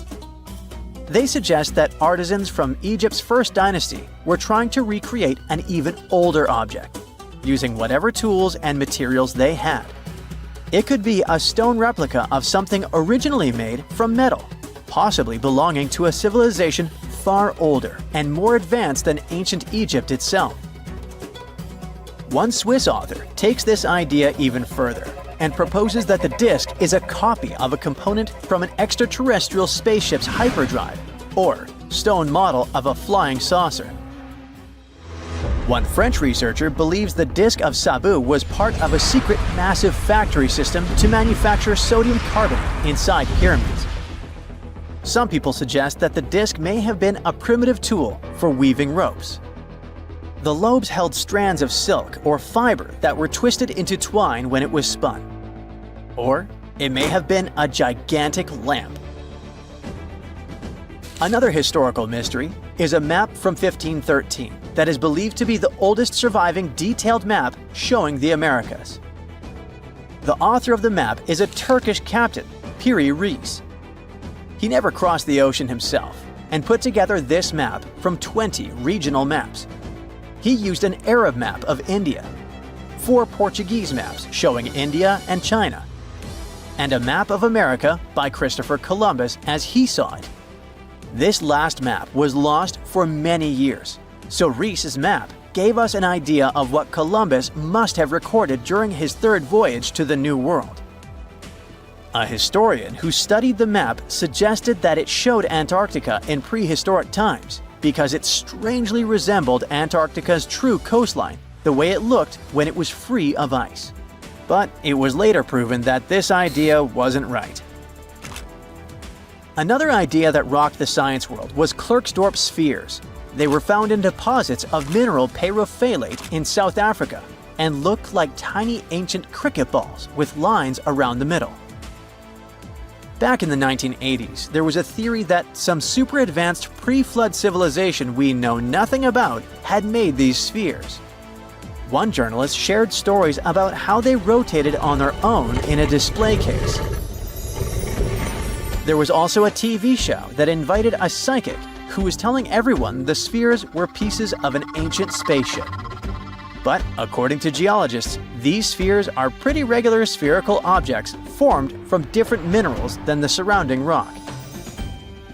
The seam-like lines on them are just imprints from the host rock's layers building up over time.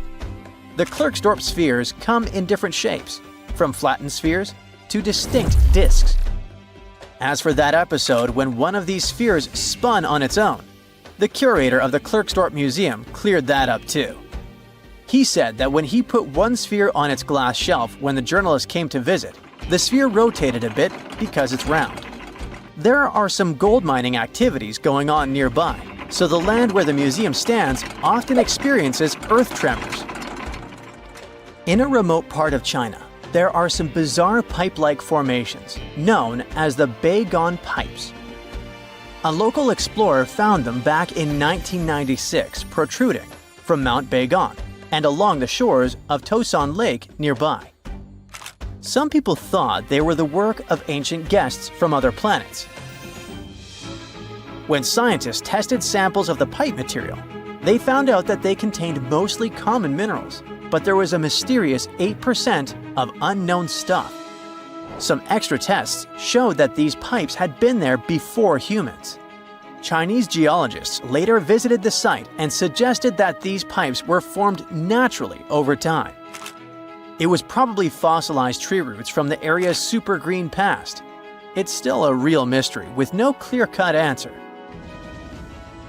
While digging a trench along a river in Romania, workers found a wedge, which is now famous as the aluminum wedge of Ajud, or the object of Ajud.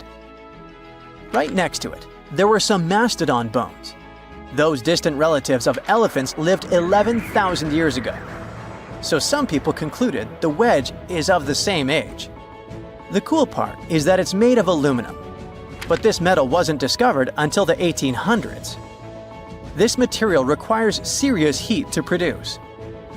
The wedge is said to be covered in a thick layer of oxide that's been sitting there for hundreds of years. Some folks believe this wedge must have crash-landed here on a spacecraft from some other planet. Some scientists think it's all a hoax, and others suppose